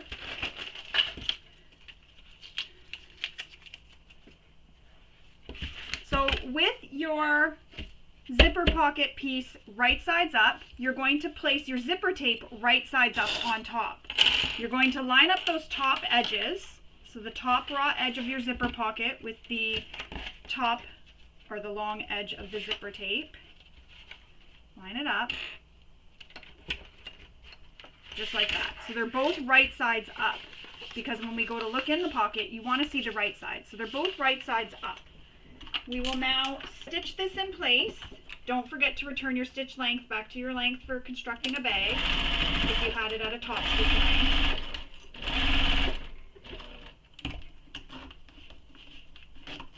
Now sometimes I like to wait and add my zipper pull after I'm done adding or sewing this zipper onto the zipper pocket, but for this I have it on. Just sometimes find it a little bit easier than trying to maneuver the zipper out of the way. Now what we need to do is press this to keep it out of the way, just like that. I'm just going to press it. So now we're looking at the wrong side of the zipper and the right side of the fabric. So now you're going to fold this fabric at the bottom that doesn't have the zipper up to meet that top edge of the zipper here that doesn't have anything attached to it. And we're going to clip it in place. So it ends up looking like this. So see how the right side of the fabric is against the wrong side of the zipper? We're attaching it to that second side of the zipper that doesn't have anything attached to it. And it's going to seem a little bit wonky, but it works. So see, now we have inside here, we have like a little tube, and we have our zipper attached.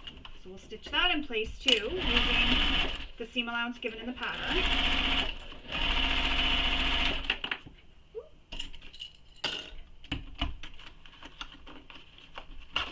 Oh, I just had my zipper go right off the edge. Wouldn't have been the end of the world, but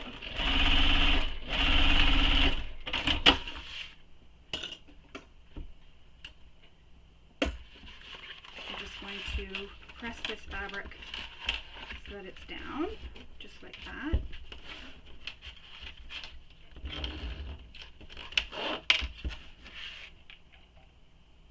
Now, Kristen does have you install your zipper pull right now.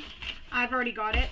And I marked this with a G, so I'm just going to make sure that that's the one that's on the underside, because when that gets put into the zipper window, that will become what is my top.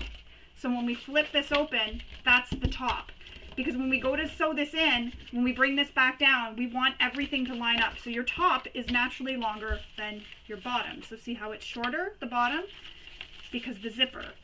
So make sure you remember where the top and the bottom is. Really press this. So I'm going to add some double-sided tape to the long edges of the zipper.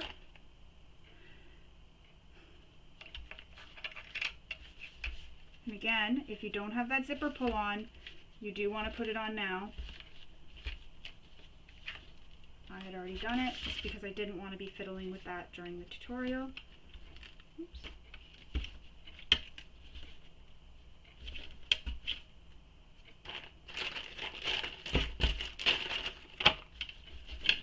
Remove your paper backings.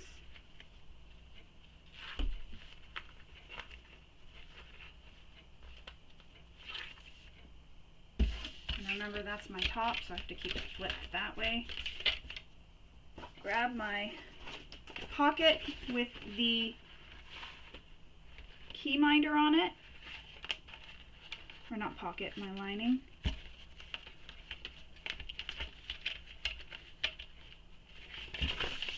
And you know what I'm going to do? I'm going to remove that double-sided tape because I'm using the water-resistant canvas, or waterproof canvas, sorry. It's not staying flat, so I'm actually going to top stitch this down so that it stays nice and flat for me.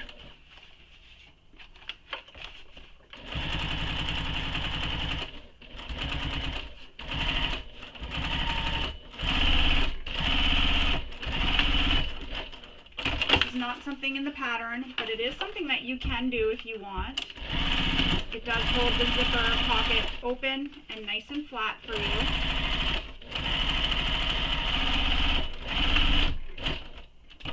Because as you saw, it was hard for me to get it to go into that window nicely because it was just puffing up. Alright, kind of wasted some double-sided tape there, but that's okay.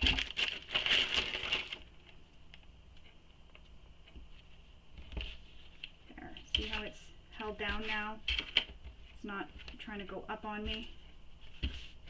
Much easier to work with. Maybe I should put that in the bag.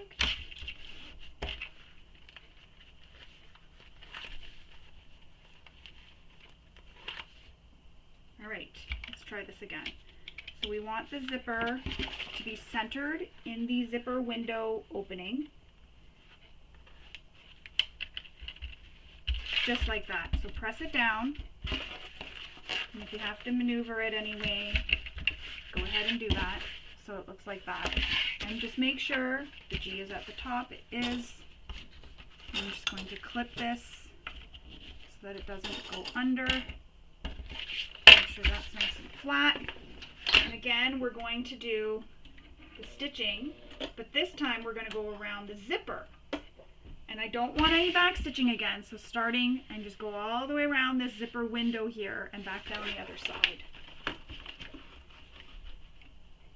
And don't back stitch. Sometimes I forget and I end up back stitching. It's not the end of the world, but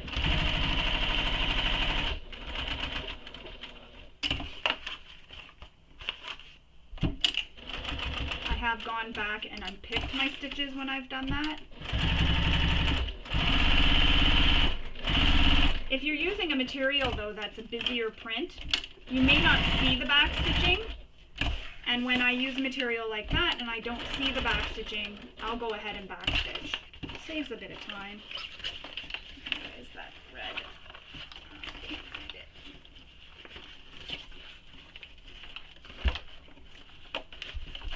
I think I might have already gotten it caught.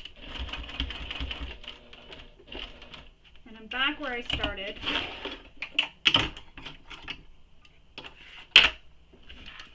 Yeah. So let's pull these threads up.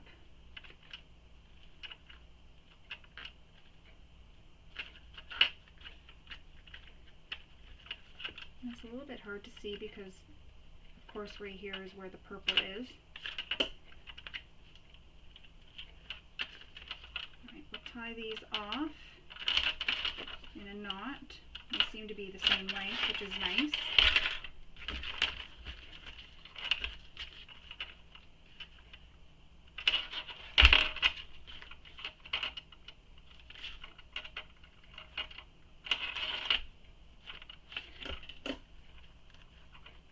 Now, another thing is you can use some fray stop or fray check or glue on the back of those knots. I've never had an issue with them, but you can if you want. Now, you remove the, and I just want to make sure.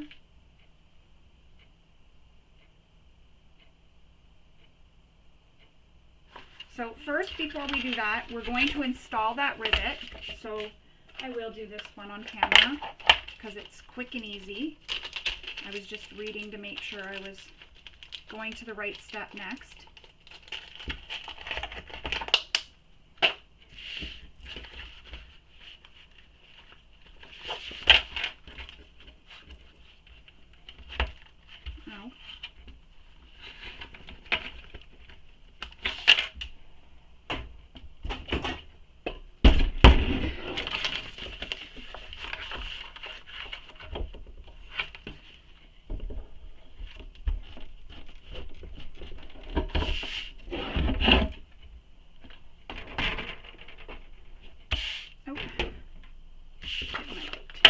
Now we're going to bring this so that it's down, and you'll see even though I did that with the top, knew where the top was, because of the stitching, it's not staying the same length. That's okay. Sometimes that happens to me. I don't panic, I just trim it to length.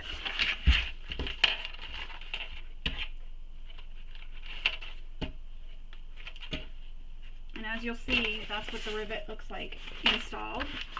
So I'm just going to trim this slightly longer one down. And I'm not concerned on how pretty it looks because it's inside the bag between all the layers.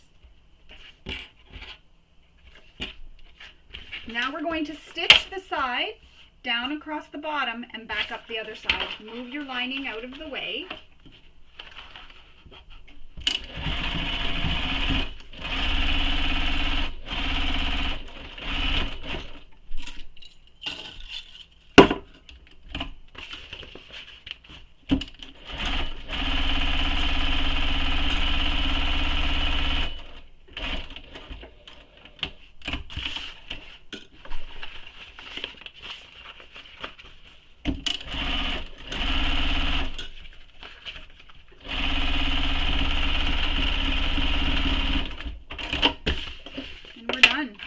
Zipper pocket. So now we have a nice zipper pocket, so you can see inside, with a key minder, so a place to hang your keys. And this overlay / key minder, you can use this on any bag you're making so that it's already attached. You just have a place to hang your keys, or if you have something that you need to hang that you need to have access to quickly, you could just put it there. You can use this key minder on any bag that you're making, and if you need it bigger, you just lengthen it a little bit bigger, and that's it. But Kristen has used this in every one of her bags so far for a while, and I just love it. It's a great idea, a great way to add that extra key holder without actually adding any bulk at the top where you would normally put a key minder. Put that off to the side. Next, we're going to grab our 2 slit pockets. You're going to place the interior pocket right sides up, and the exterior pocket is going to go right sides down on top. And you're going to notice that one is longer than the other. Sorry, they're wrong sides together. You're going to notice that one is longer than the other.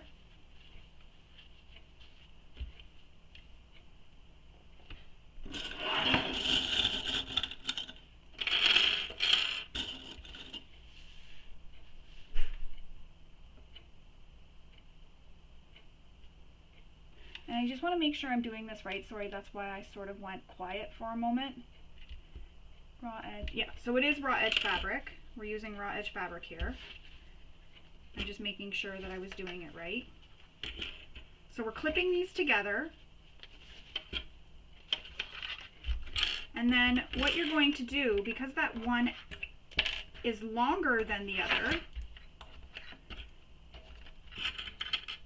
we're going to fold it over the top edge of the exterior. So just like this, you fold it over so you get that little peekaboo of extra color.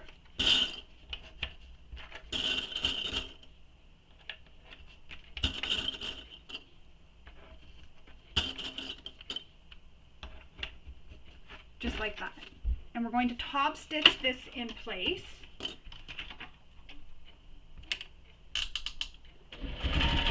So use your favorite top stitch length. And I'm keeping it clipped around the sides and bottom because I don't want that to shift on me when we go to sew this into the bag.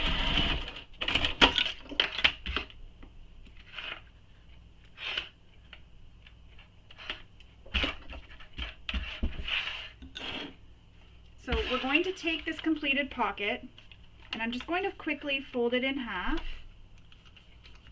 to find the center point. There's some threads here. Excuse me, that just fell off there.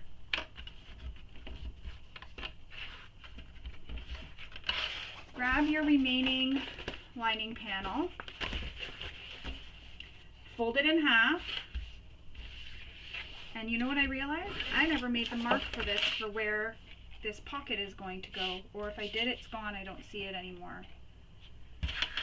So I'm going to go off camera. I'm going to make that mark for my pocket, and then I'll come back and we will stitch it in place.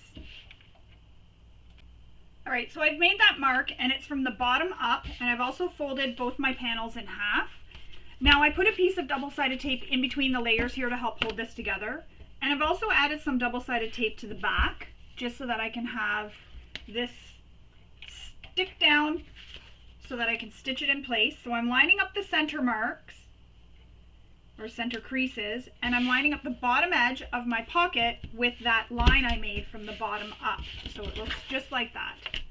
So now I'm going to stitch this in place, and I'm going to use my regular stitch length, and I'm going to back stitch at start and stop, and give it a really good back stitching because it will get a lot of stress there.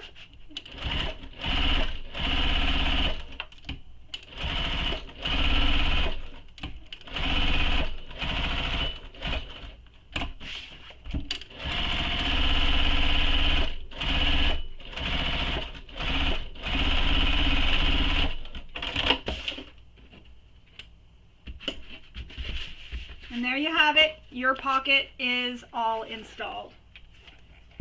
Now we're going to install our zipper. This is the assembly instructions continued. So we're putting it all together now. So grab one of your exterior panels, and I'm just brushing off the dust here from the chalk. And grab your remaining zipper.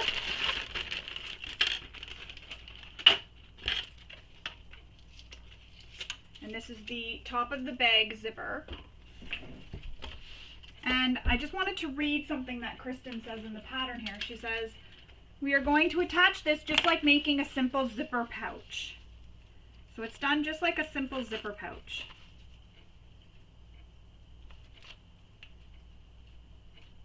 And I'm just going to find my center mark of my zipper. And you'll notice, yes, I do use pencil. I use it only within the seam allowances so that it doesn't come through later. So what we're going to do is we're going to place the zipper tape right sides down on top of our exterior. And Kristen does have us remove the foam. You can cut the foam away from the edges right now.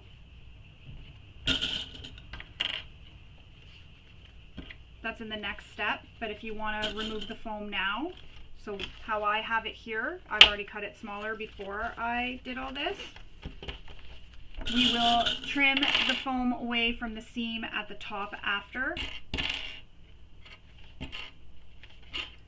But if you want to trim your foam first, you can definitely go ahead and do that, like I have. It just saved me a bit of time doing it in the beginning. I didn't have to stop again to do that. It was all done while I was doing all my prep work.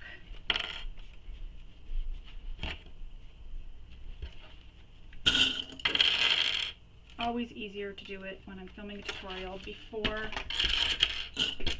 I stitch or start stitching.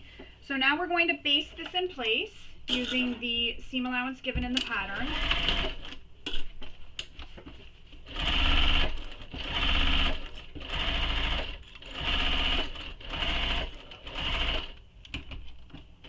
Move my zippers out of the way.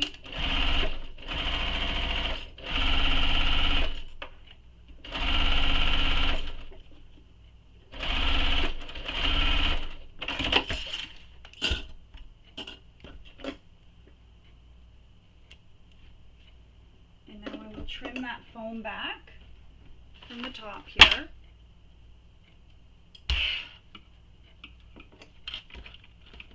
Which I don't think I can too much. Oh, there we go. And my foam was a little bit smaller anyways. Oops. So just trim it. There we go.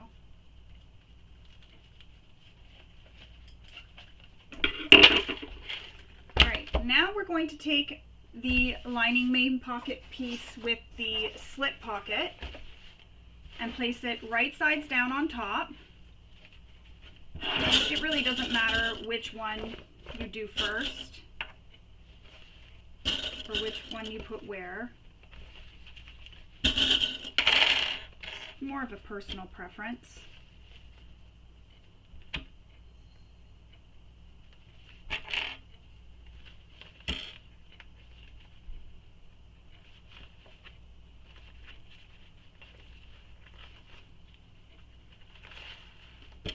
I'm just pinning all the way across, making sure everything lines up.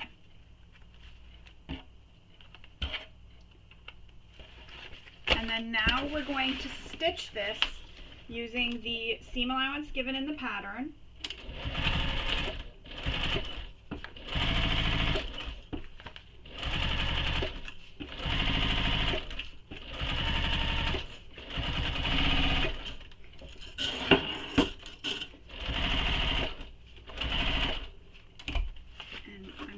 Zipper pulls are, so we've got to get them out of the way.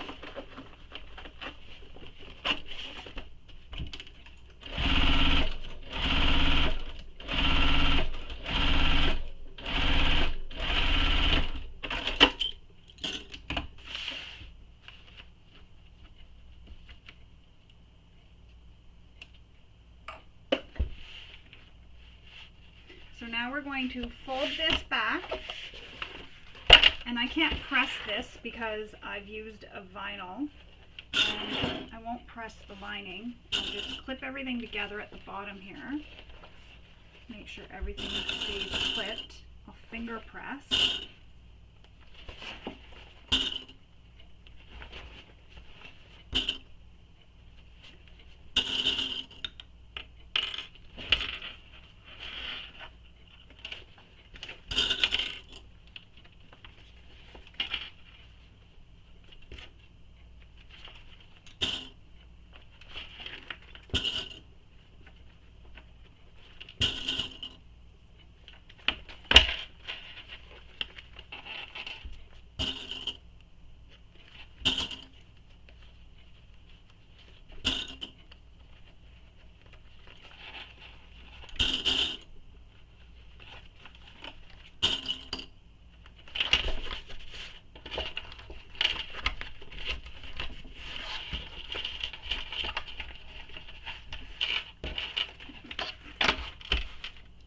Going to top stitch all the way across where we just sewed the zipper in place. So make sure your fabrics are nice and flat.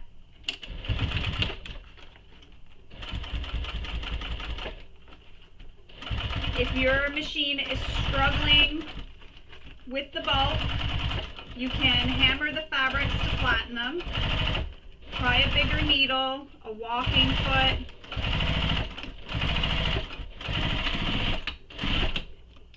Sometimes I need to switch to a bigger needle, and it's okay, every machine is different.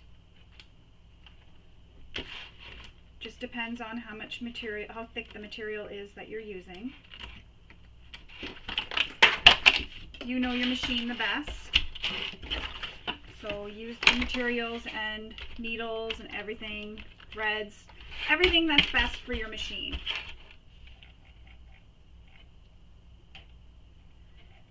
So this is where you can attach those rivets through the connectors. I had already done that. So now we're going to repeat those steps for the second side. And I just want to line up my center marks. And my foam is actually, I can feel it here, it's a little bit smaller again at that one spot.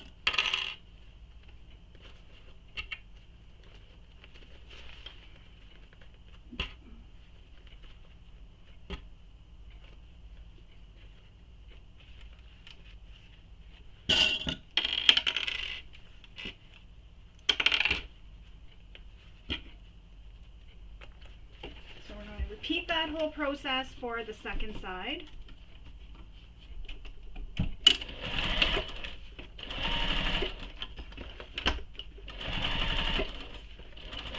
because I'm basting, I just left my top stitching length the way it was. And this is where I'm going to need to get out my extension table because I can feel this pulling down. It's too heavy now. So first side is attached. Now we'll attach the lining side.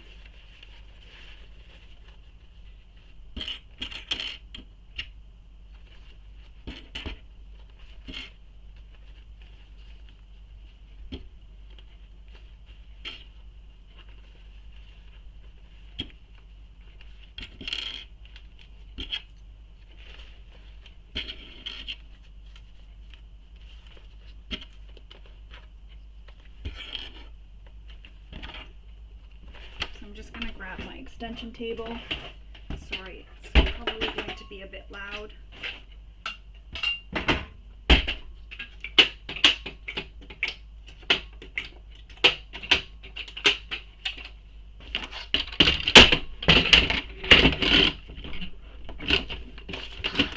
Alright, so now we're going to sew across using the seam allowance given in the pattern.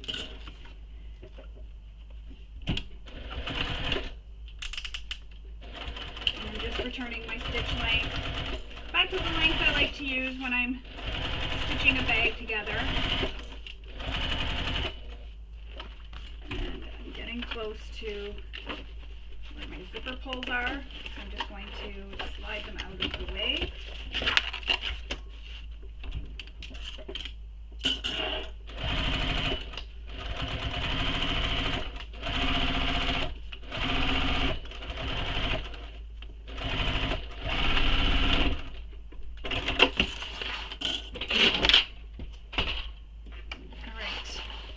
Same thing I did previously. I'm going to clip my layers together, and I'm going to leave it clipped because we're going to baste all these layers together after. So I'm just going to leave it clipped.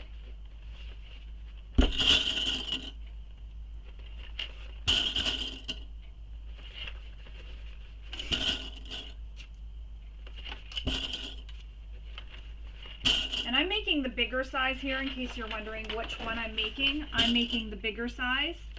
So it's quite big, as you can see.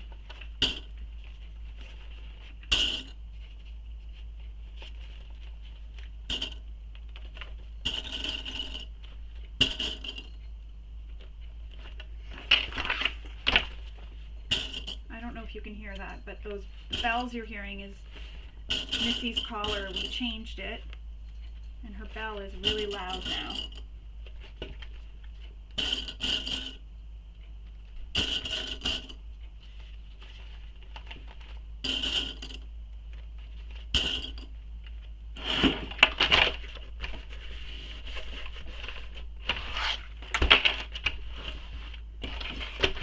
Wasn't a good idea to change it to a louder bell because at night when she is moving around and playing, it wakes you up. Wasn't a very good idea. So we're going to top stitch this side just like we did with the other side. And again, make sure your fabrics are flat. And just know that you're going to feel like it's going to be a little bit more challenging because we do have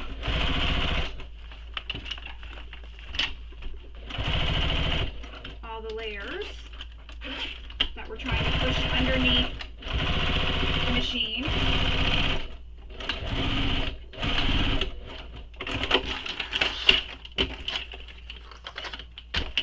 Beautiful. Let's see what the underside looks like. Awesome. So there we go, all top stitched. I'm loving this combination, by the way. So now we're going to baste these exterior panels together.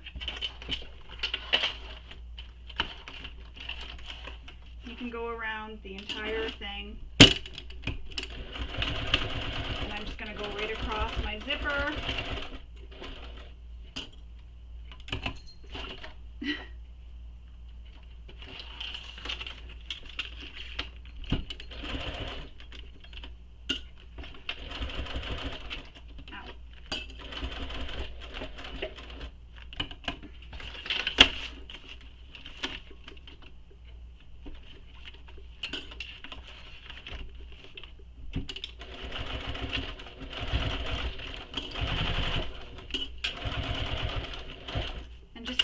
time doing this because there is a lot of layers.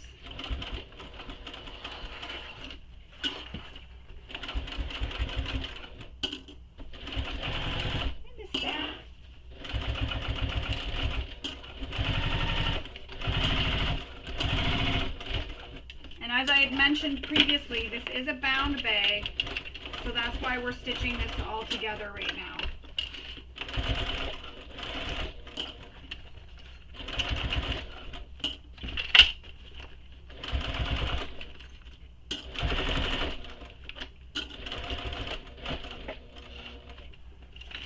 And everything is wrong sides together.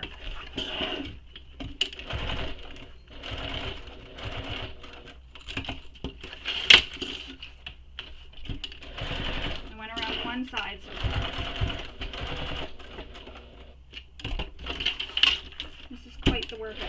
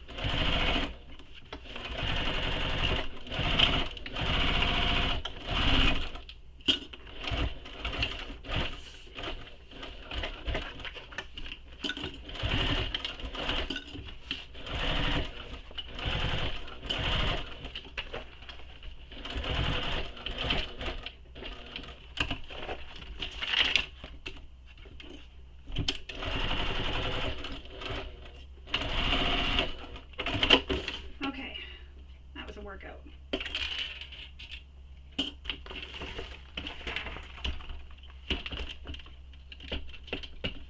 just need to fix this. Something here went a little wonky, so I'm just going to cut a stitch.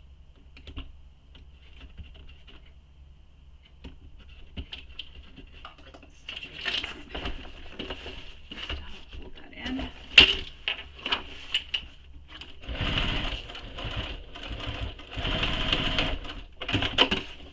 Trim any threads.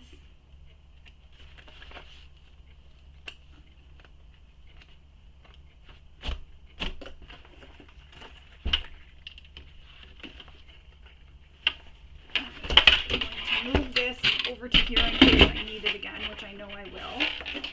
And anything that's not even, trim it up so it's even. I probably shouldn't be using these scissors for that.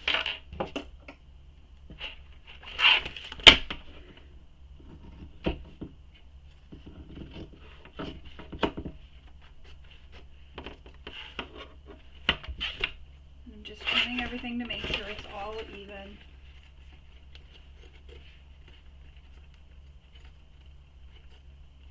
With my exterior.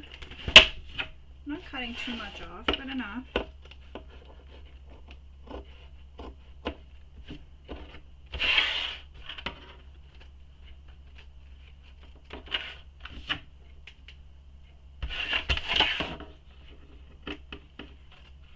You just want everything to be even so that when we go to sew the panels together with the gusset and then bind it, everything's nice and even. Look how pretty it looks. I love these colors together. And this is a big bag. My goodness. Gracious. Huge. Alright. So I already have my zipper pulls on. So I'm not going to worry about adding those. But if you haven't added yours, go ahead and do that now. Now we need to add our D-ring connectors. Oh yeah, they're in here. Woo.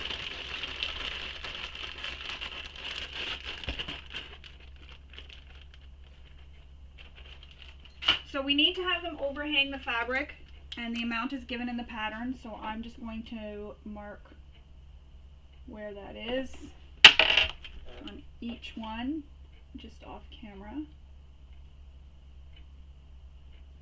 Okay, it has to overhang. Now, I'm going to trim up my zipper so it's even with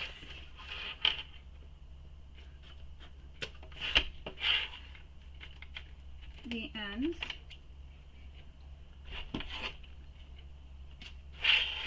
And then I'm going to have this, I thought I made the mark. Okay, I can't see the mark. I'm just going to pause this and make the marks on my D-ring connectors here with my chalk pen so I can see them, and then I'll be right back. Alright, much better. I can see the marks with my chalk. It's because my pen was dark and it's hard to see when there's some dark colors that it goes on. So it's going to overhang the edge, and you're centering it on your zipper. So it's going to overhang by that amount that Kristen gives in the pattern, and you want it centered over the zipper.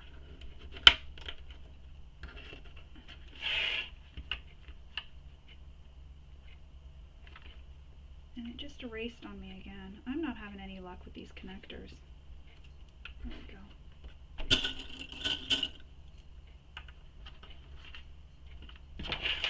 So it'll look like that from the right side, and see how that looks on the wrong side? You can see it overhanging.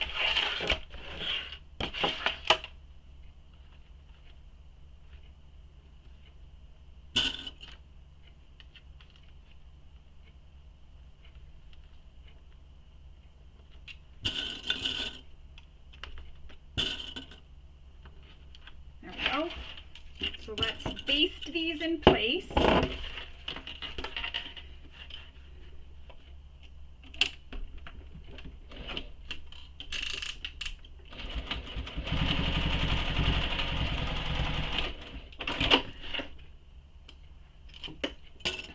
One side done.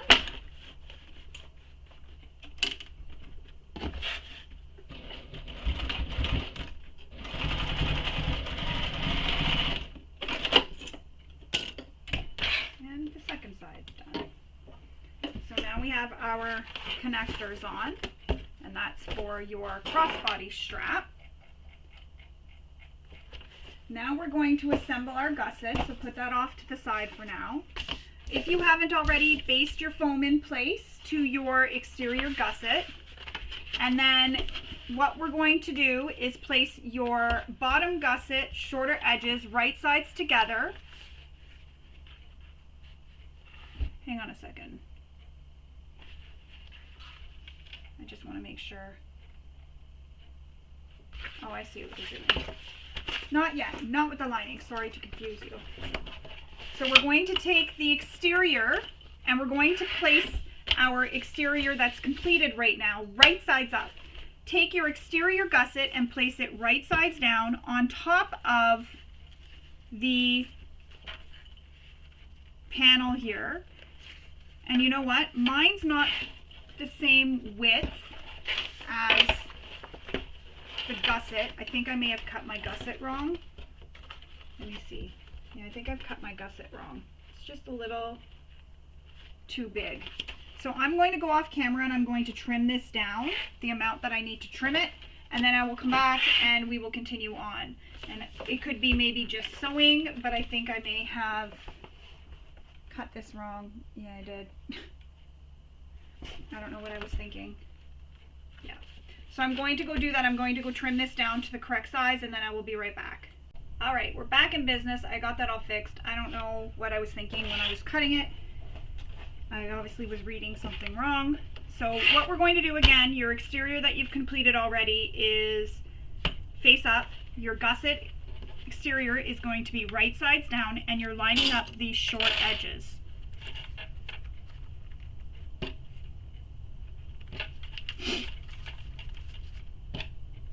Now there is a lot of material here.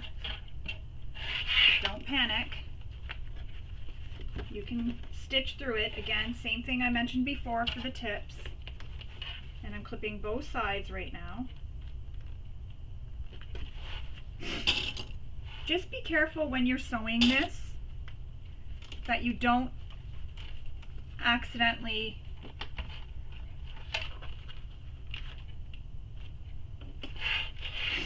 stitch over your D-ring. So I'm going to baste this in place, the exterior.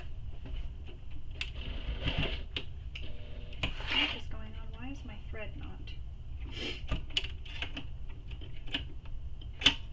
chalk that I used a little bit ago is bugging my nose now. So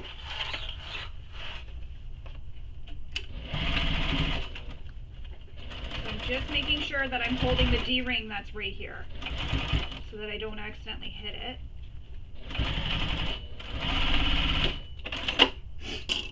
So there's the one side, basted in place.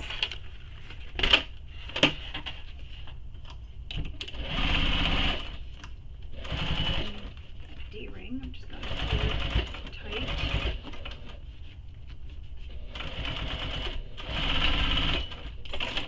And I've just basted that end just to make it easier to hold everything together. So now we're going to flip this over. And again, you have these edges that are overhanging. Don't cut those off. You want that edge overhanging your panel. And I'm just trimming all my threads that I saw that I didn't trim before.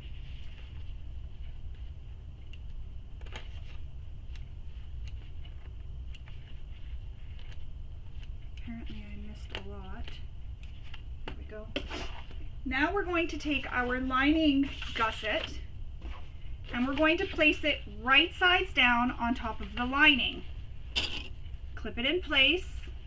So your linings are pretty sides touching right now.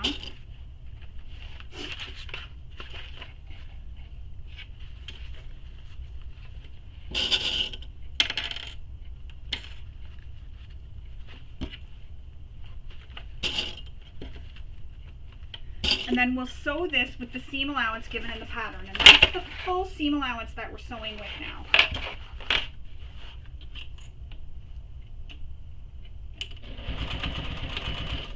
And again, I'm going to hold that D-ring. And you can back stitch over the D-ring area just for some extra security.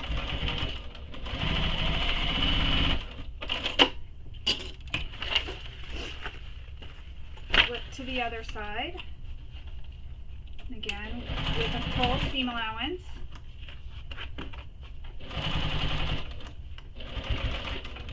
And if your presser foot is having a hard time getting past that D-ring, say the hardware is sort of in your way, switch to a zipper foot.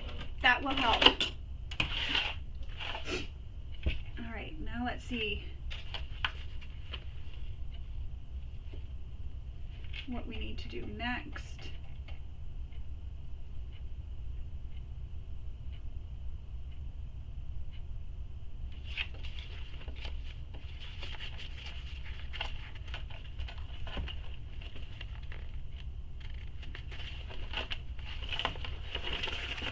I just want to read to see if we're top stitching this. And it doesn't look like we are.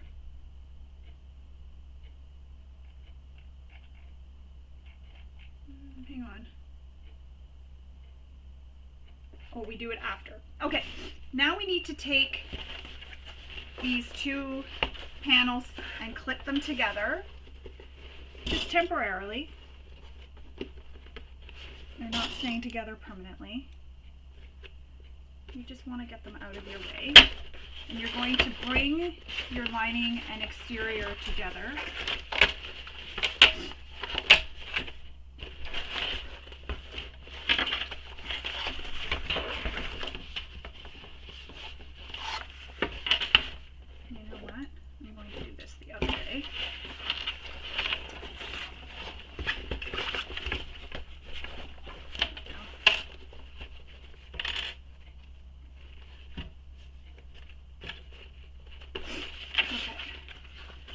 Kind of made a bit of a twisted mess here, but okay.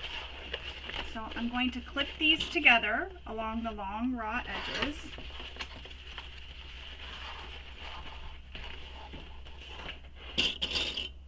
Ow. I always do that, smash my elbow on my machine.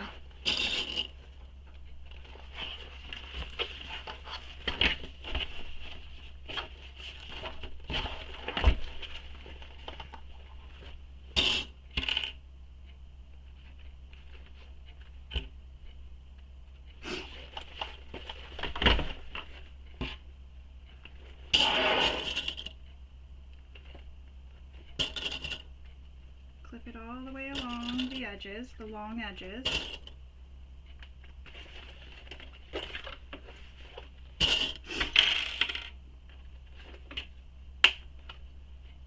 I think that's 2 that I've broken today. Good thing my birthday is coming soon because that's going on my list. I am running low on clips.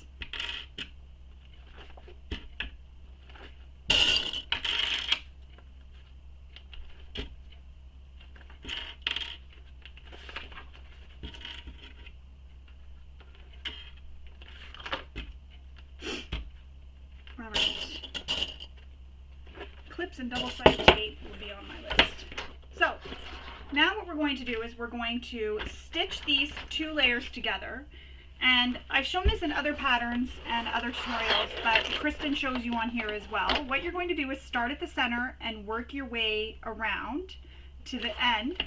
Then you're going to flip it over and come on this side and work your way to the end. And that just helps prevent all the twisting that you get when you're sewing things together. And I'm just trying to find where the center is. So the center is right there. So that's where I want to start on the lining side. And we're just basting this together. So I'm going to switch to a longer stitch length.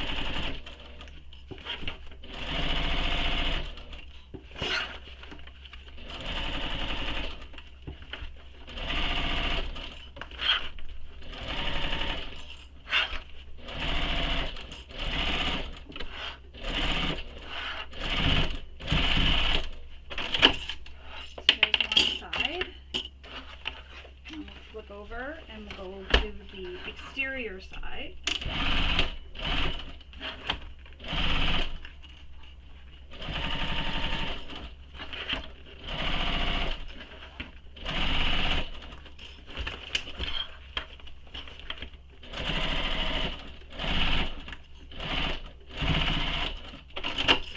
And there's my exterior side done.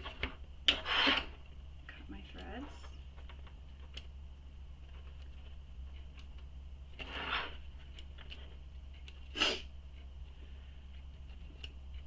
Repeat that for the other side now.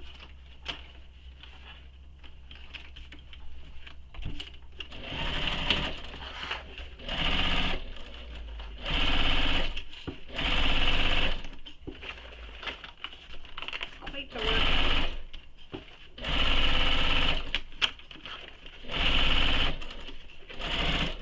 When I get to the binding, I'll have to take my sweater off. For some reason, binding always makes me sweat. I don't even know why. It's a good workout.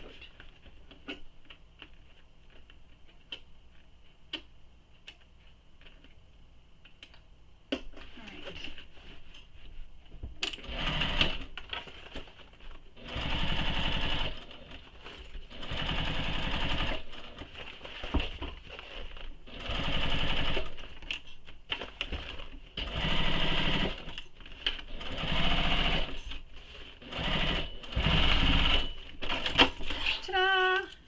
And you'll get a nice smooth finish that way.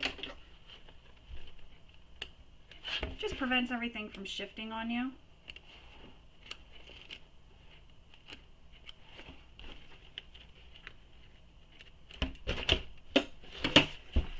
Alright, let's pull these apart, and now I've got to find the center of my panels.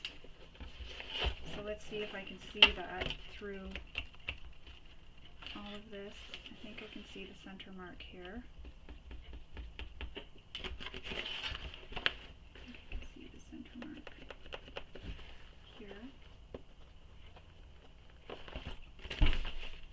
I should still be able to see the center mark on here, which I can.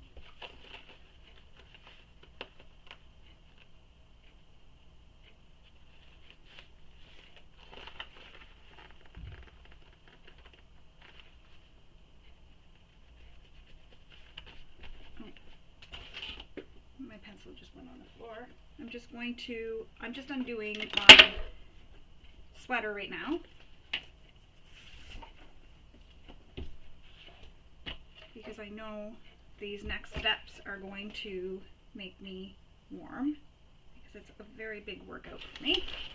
Alright, so open this up. I've remarked my center points. I'm just going to where Kristen is in here. And now I need to top stitch this end where your strap ends are. So I'm going to stick this under here like this.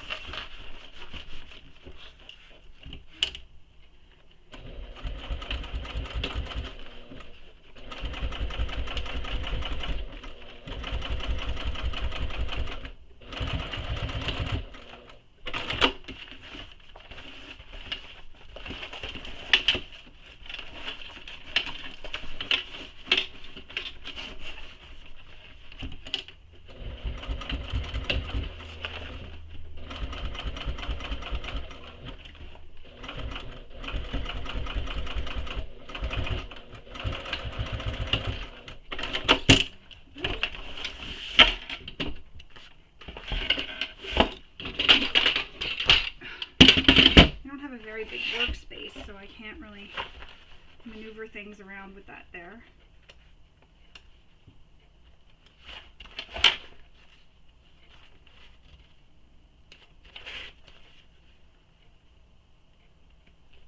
All right, put my stitch length back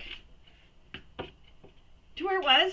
So now I'm going to flip the bag so that the lining is out, which mine is. You're going to align all your center marks.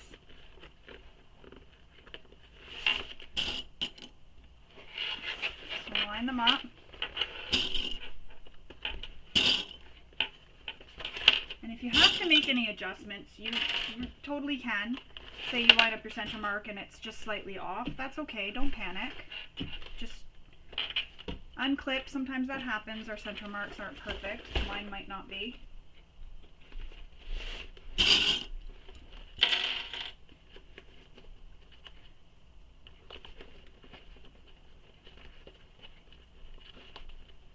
Oh, I see where my gusset didn't catch to the exterior, so I need to, the lining and exterior are not stuck together is what I'm trying to say here. Oh, even on this. When I was trimming.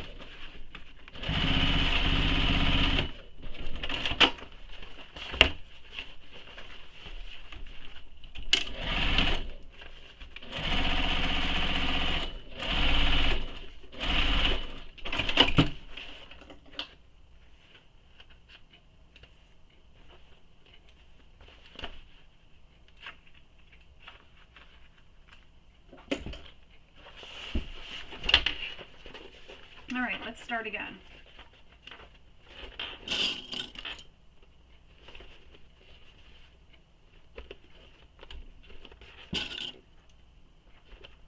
And see, sometimes we find things just like I did there. And you need to go back and adjust and fix it.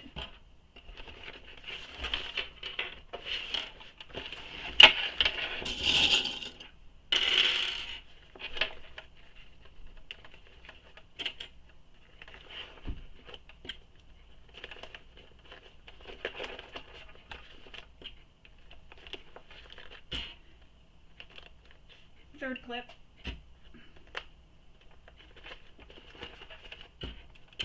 You're taking a beating today.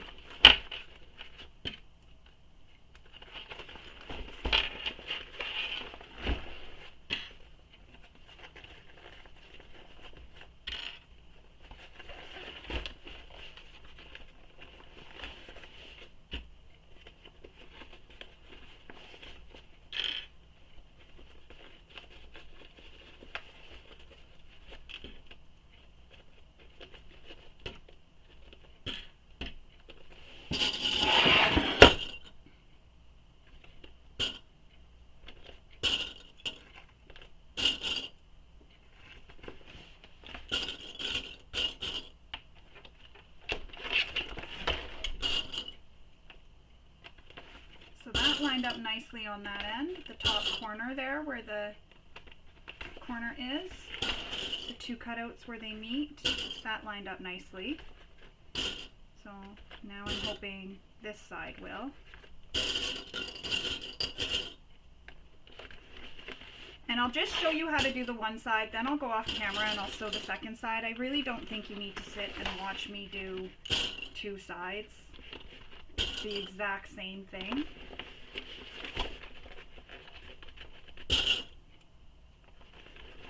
And I'm going to take a little break because my hands are really starting to get sore.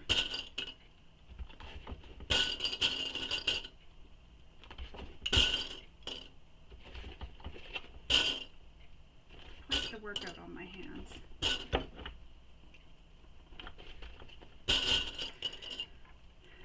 Now, the other thing I'm going to do is these curves, I'm going to make snips in them within the seam allowance, and that'll help open everything up as I'm sewing around the curve. And I'm just going to go between my clips here.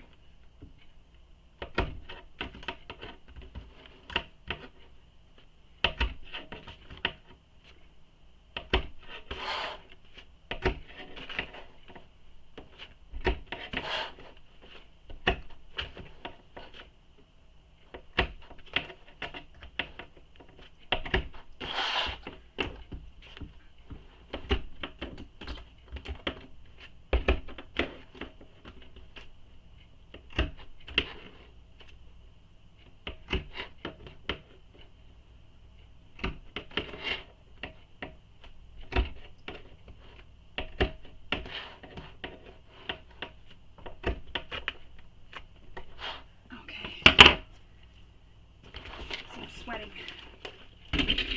So I've made those snips and I just snip between the clips. So that's how it looks when it's all clipped together. So now we're going to sew around the entire outer edge of the bag. And again, Kristen has us start in the center and work your way out. I'm not going to do that for this because I won't be able to see how my gusset is, and I want to really keep my gusset nice and flat. So I'm going to start at the top and go around just because that's easier for me for this part.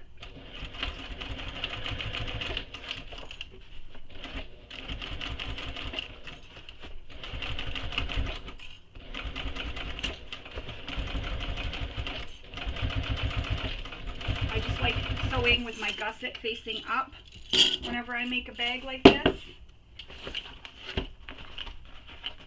And I think another clip is going to be broken. I just heard a snap.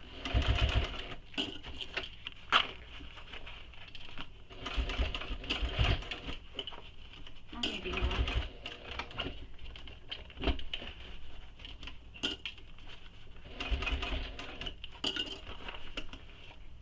And see, I can adjust as I need with the gusset.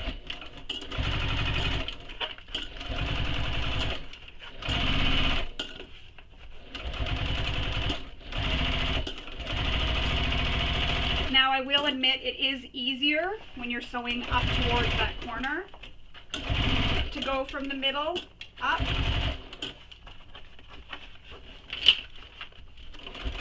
But I just prefer to have my gusset facing up so I can see what's going on with my gusset. It just makes it easier for me. Please don't tell me I ran out of bobbin thread because I had something weird happen there. No, I think it was just caught.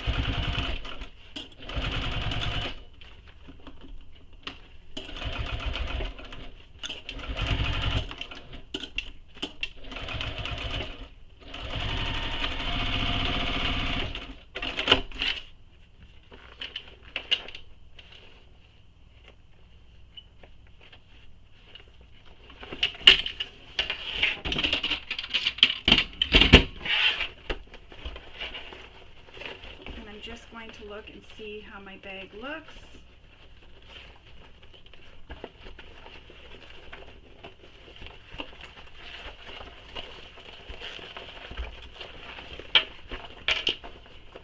And we're just checking to make sure that we didn't miss anything.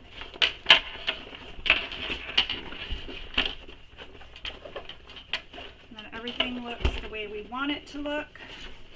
You can already see it taking shape. It's really pretty. It's a real workout too.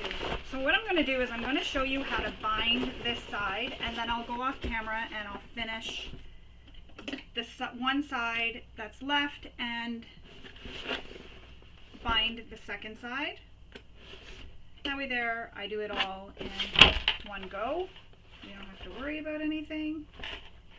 It looks so pretty. I'm so impressed. It's so pretty. So, so pretty. What a nice bag. I almost don't want to sell this or give it away. I kind of want to keep it for myself. Alright. Binding. Grab out your binding. I just use a pre-made, on this side. I just use a pre-made binding. And I'm going to fold the one edge down so that it's not, there's no raw edges. And I usually have to stand for this. So I'm going to stand. I gotta make sure my microphone is clipped good though. So I'm going to fold the one edge. And the nice thing is this binding's a little bit, I want to say, easier than when we're doing like a circle bag, because we don't have to join the binding at the end.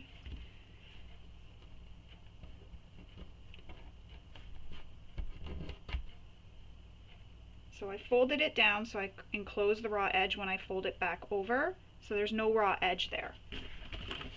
So now what I'm going to do is, I know this is the side that goes against the bed of my machine. So I want to put some double-sided tape there.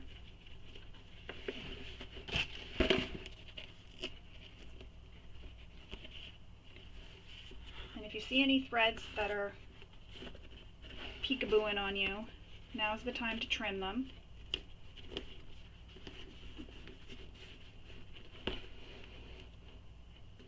Like right here, I see one. Right here, right here.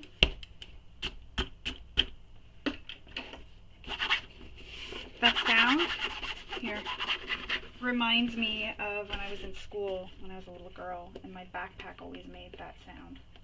I keep hitting that light. Sorry about that. Alright, so now I've got that double-sided tape there. I'm going to place this so that it just covers that line of stitching that I did.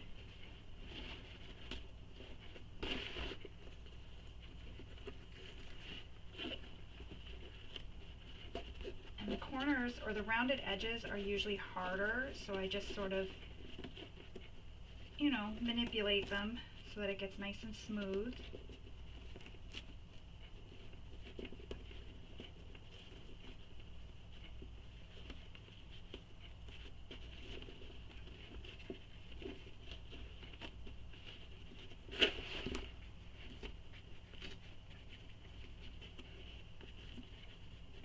Or as smooth as I can get it.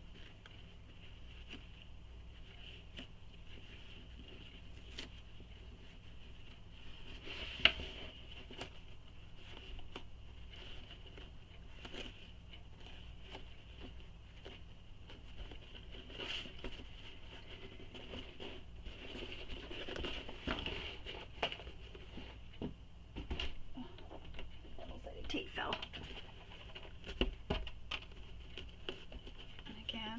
Just smooth this out around the corner here, or the curve. You can readjust as you go.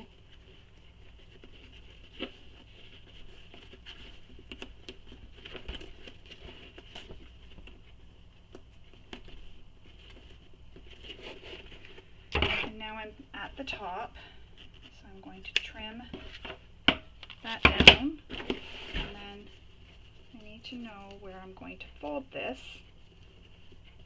So right there.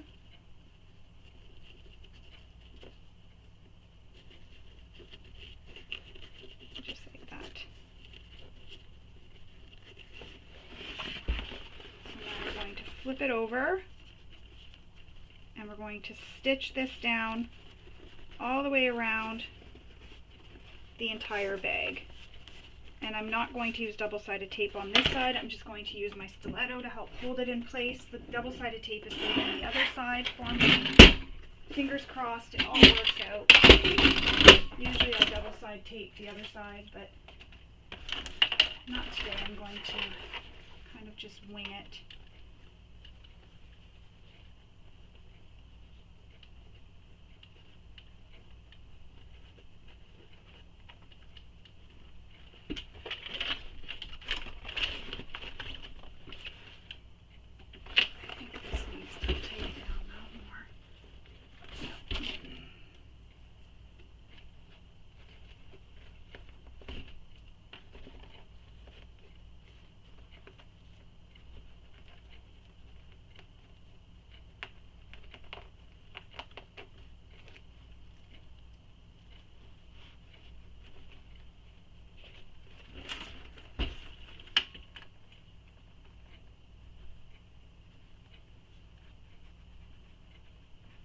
Now I'm just trying to decide which way I want to go.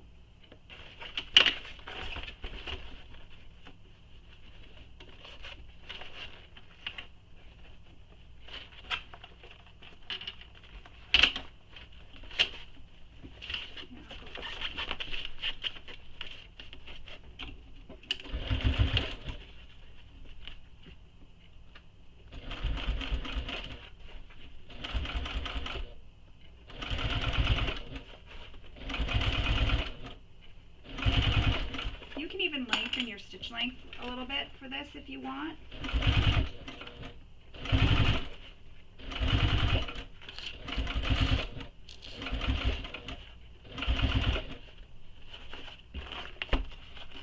So I'm just stitching it down, and I'm using my awl on my stiletto. I don't know where my other stiletto is, and it's sad because it's my Tula pink one.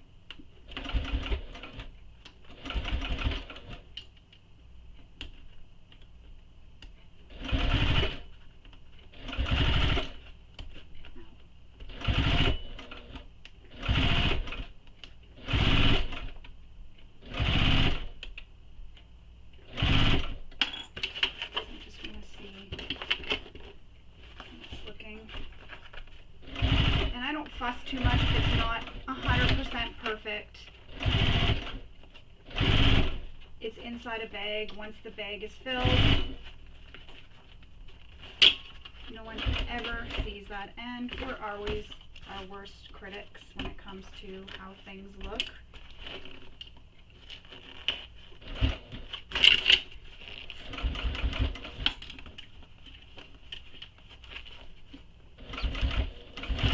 Thing I've learned to let go of.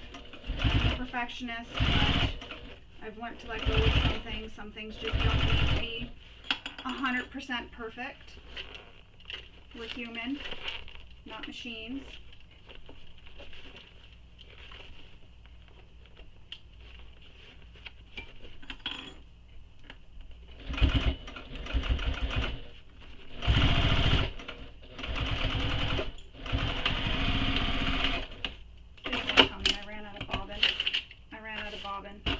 Time ago. Alright, so I ran out of bobbin a long time ago. So I need to wind a bobbin, and I need to sew that other side. But that's how it is when you sew it. You can see it is actually still held in place because of the stitches. But that's how it'll look when you sew it in place. So I'm going to go off camera. I'm going to sew this second side the same way I showed you how to sew it. You can start in the center and work your way to the tops, or just do like I did and sew all the way around. And then attach your binding, open it up, and we'll turn it right side out. But I'll turn it right side out on camera with you. So I'll be right back after I wind a bobbin, finish this binding, and redo my stitching and sew the other side. Alright, so I've got both sides done. They're both all bound. Now we need to turn this right sides out, which is always the hardest part for me. Just hoping I can do it. It's a pretty big bag, so should be good.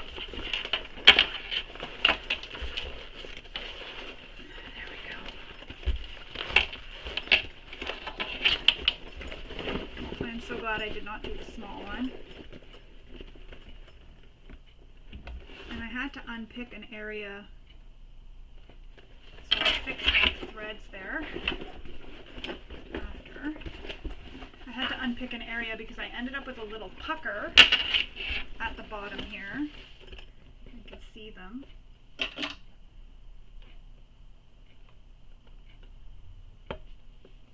it's right here. I can just trim this away.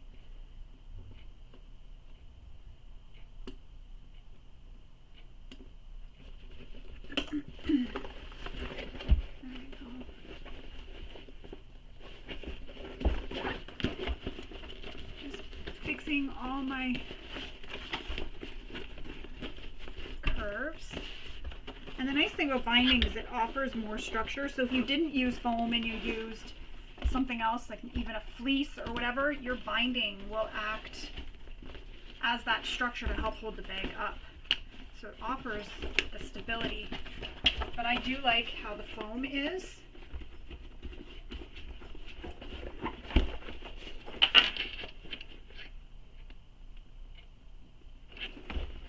Another thread? No. That might be. Hang on. See another thread here. There I go.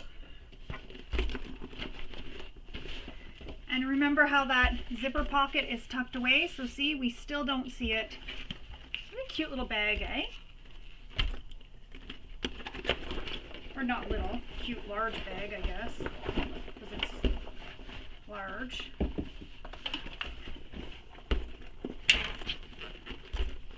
That would fit everything I carry around in a day in here. And I like that it's a double zipper top. So no matter which side you carry it on, it can be the front or the back. Your zipper opens either way, which is great. Oh no, my D-ring, I guess when I stitched it down, it shifted. So that just goes to show that even sometimes things happen and it's not perfectly centered anymore. That's okay. Sometimes these things happen. And it's hard to push it out because the binding, I'm just admiring it, how nice it looks inside.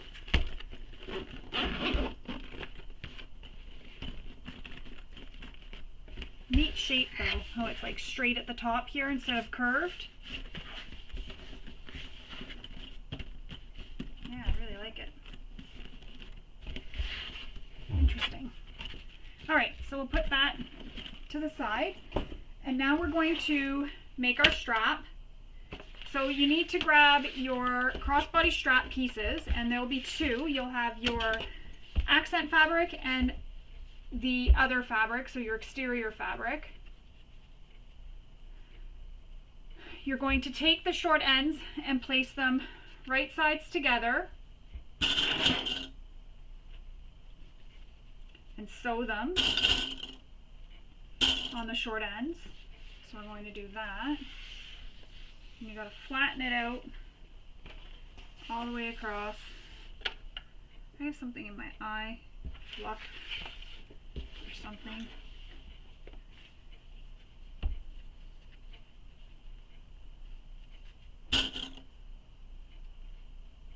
Now if you have a different method for how you want to do your strap, you're welcome to use that. And we're going to sew this together now using the seam allowance given in the pattern. And I did use waterproof canvas, vinyl, quilting cotton on my bag, and my machine did handle it. And I will link to below where I got all my materials from, so that if you want to buy them, you can. That waterproof canvas is a dream to work with. I love it. And like I was mentioning before, I like it because I don't have to do any interfacing. So I already have my cotton part of my strap pressed, but you're just going to do the same thing we did with the connectors. But now I have to press my vinyl piece of my strap. So what I'm going to do first is apply some double-sided tape here. And I'm going to press these seams open.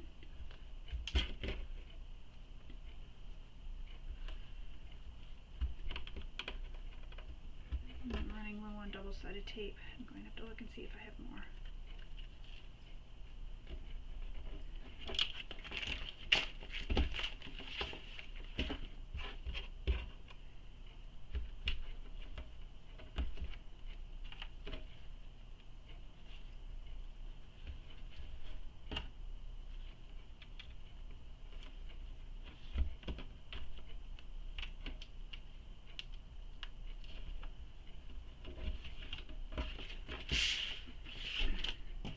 Now I'm going to place a line of double-sided tape down each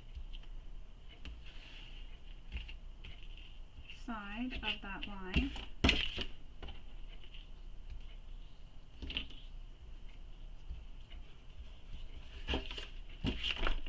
It's a long strap, so I'm just placing the double-sided tape down each side. And you know what? I'll pause the camera while I do this so that you don't have to sit and watch me do this the whole time, because that's kind of boring. So I'm going to pause. I'm going to keep putting the double-sided tape down the line that we have drawn in the center here of the strap, and then I'll come back and we will continue on. Alright, so now what we need to do is fold the vinyl edges in to meet in the center.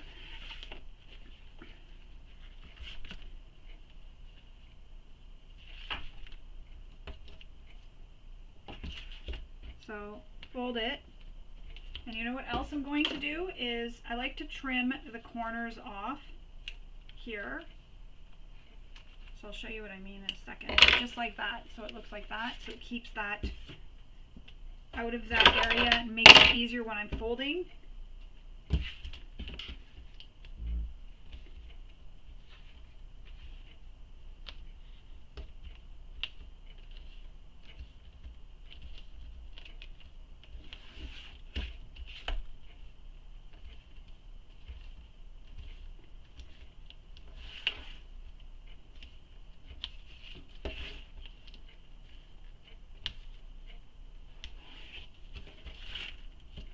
So we're just sticking this down all the way. Excuse me.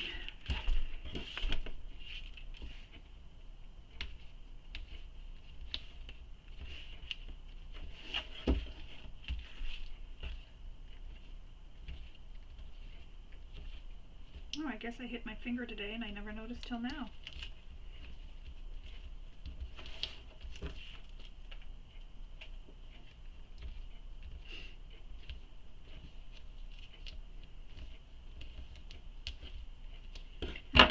This end, so I'm going to trim those, and again, that's just a personal preference. You don't have to do that, and I'm going to do it with the quilting cotton side too.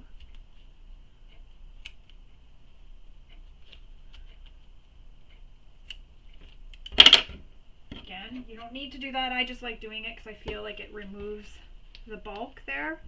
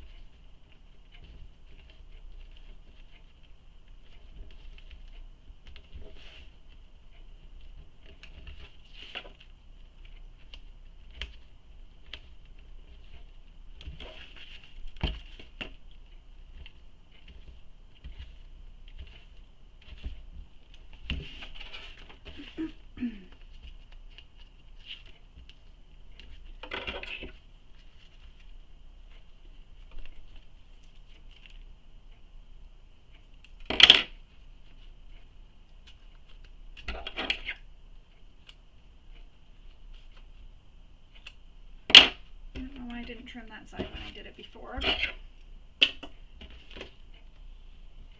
Done now. So this is kind of, feels like the longest part of the whole bag, but it's all worth it. We're almost done, really.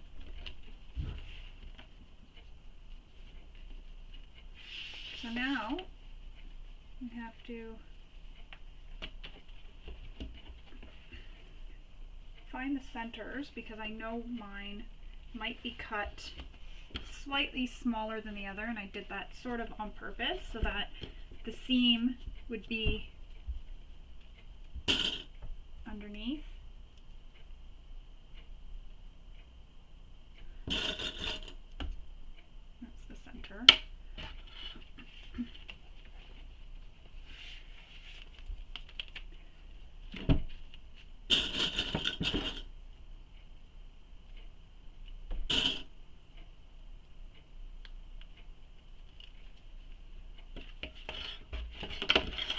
So now what we need to do,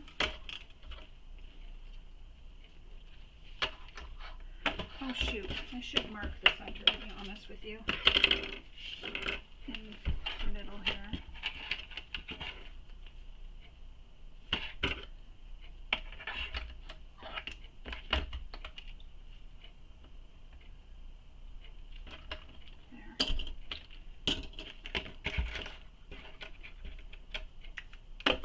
Confused already, see?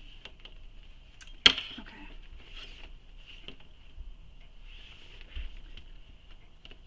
Confusing myself.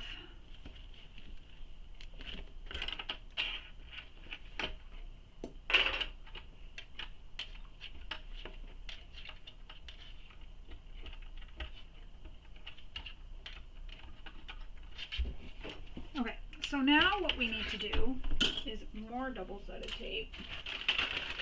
I don't know if I have enough. Okay. We're going to place double-sided tape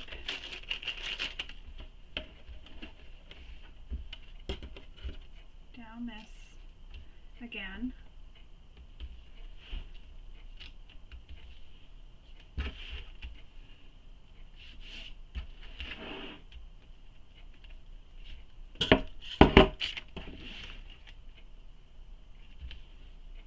Like I said, I have the centers marked. Oh, the strap is stuck on everything. My light's been hit. It's been a long day. Everything's slowly getting tired, even my light. Alright, so I'm going to remove that paper backing.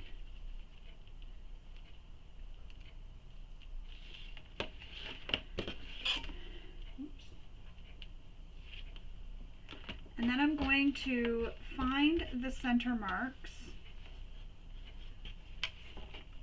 And that's going to be interesting to do. And it's going to be around here somewhere. Yeah. So I'm lining up my center marks, and then I'm placing this, lining up the long edges. So you want your long edges to be aligned, and I'm pressing it in place.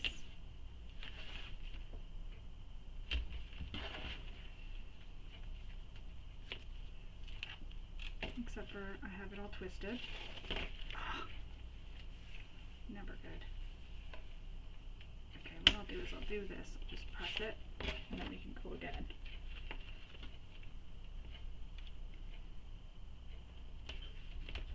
You have to be careful not to twist it, as you just saw. Mine was all twisted.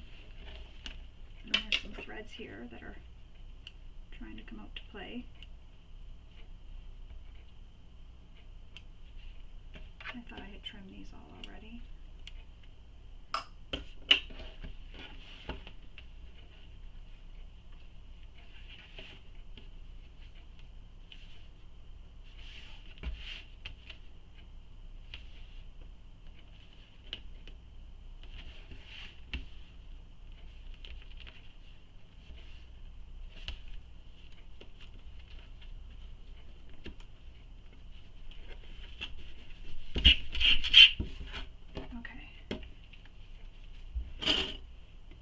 put a clip on the end, and then I'm going to repeat that for this side. So I'm just trying to get it as perfect as I can. And again, if you have another method for how you like to do your double-sided straps, you can go ahead and use that method. There's tons of different methods. You could do your strap any way you want. You can just do the regular cut it and fold it in 4.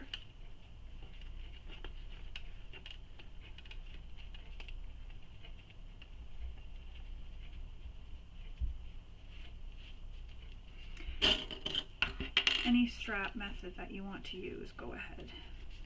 You can even leave these raw if you didn't want to sew them together on the ends and add some hardware, which originally I was going to do. I had even had the hardware out, but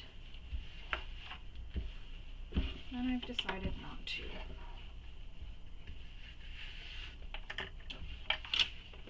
Alright, so now we need to stitch this.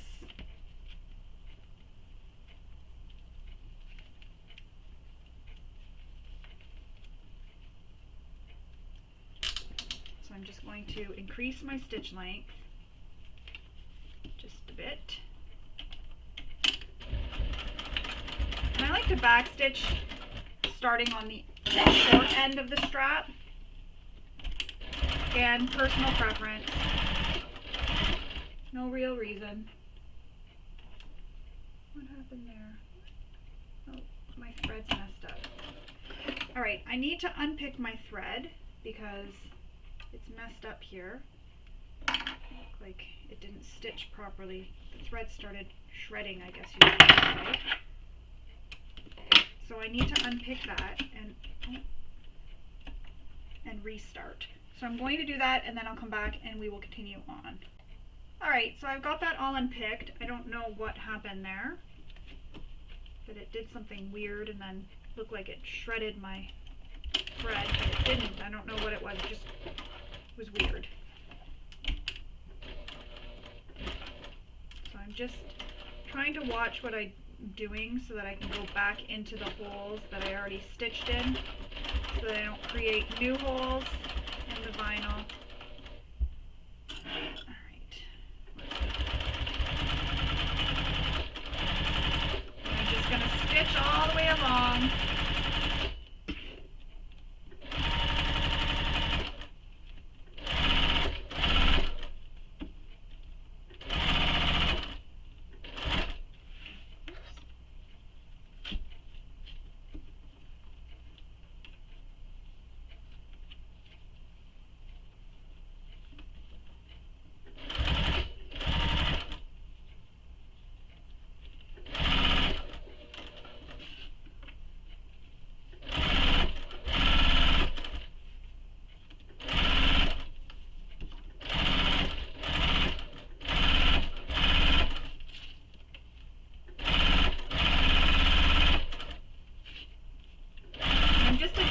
As I go to make sure that it all stays lined up. So as you can see, it shifted a bit on me. Oh, I keep hitting my nail.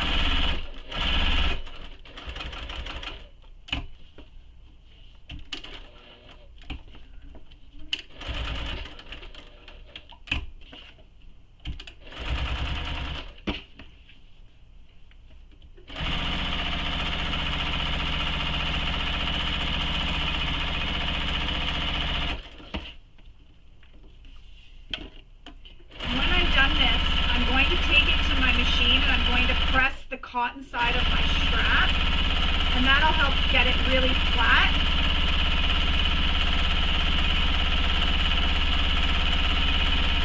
Because there is a bit of twisting going on, or maybe there's not.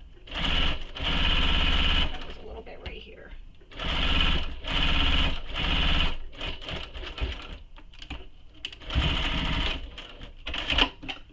So I've back stitched where I've started.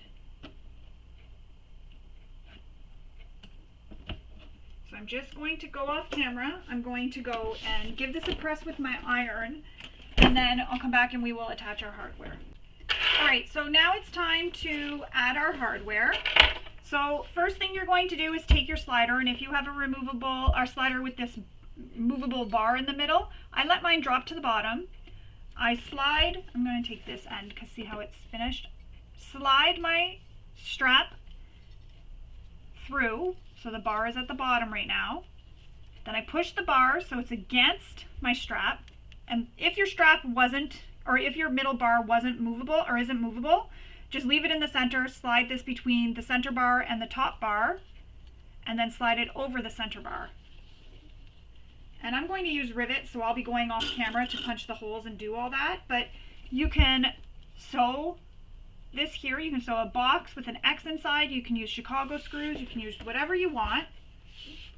So with the straps, so that you can decide if you want your strap to be the green, like for me, the green that's going to show, or the print. I had to think of the word.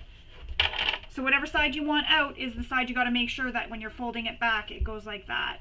So you have the two-toned strap. And it doesn't matter for mine. So then I'm going to slide the other end of the strap through the swivel hook. Bring the swivel hook up and bring it up through that slider again, over that middle bar once again, and back down through.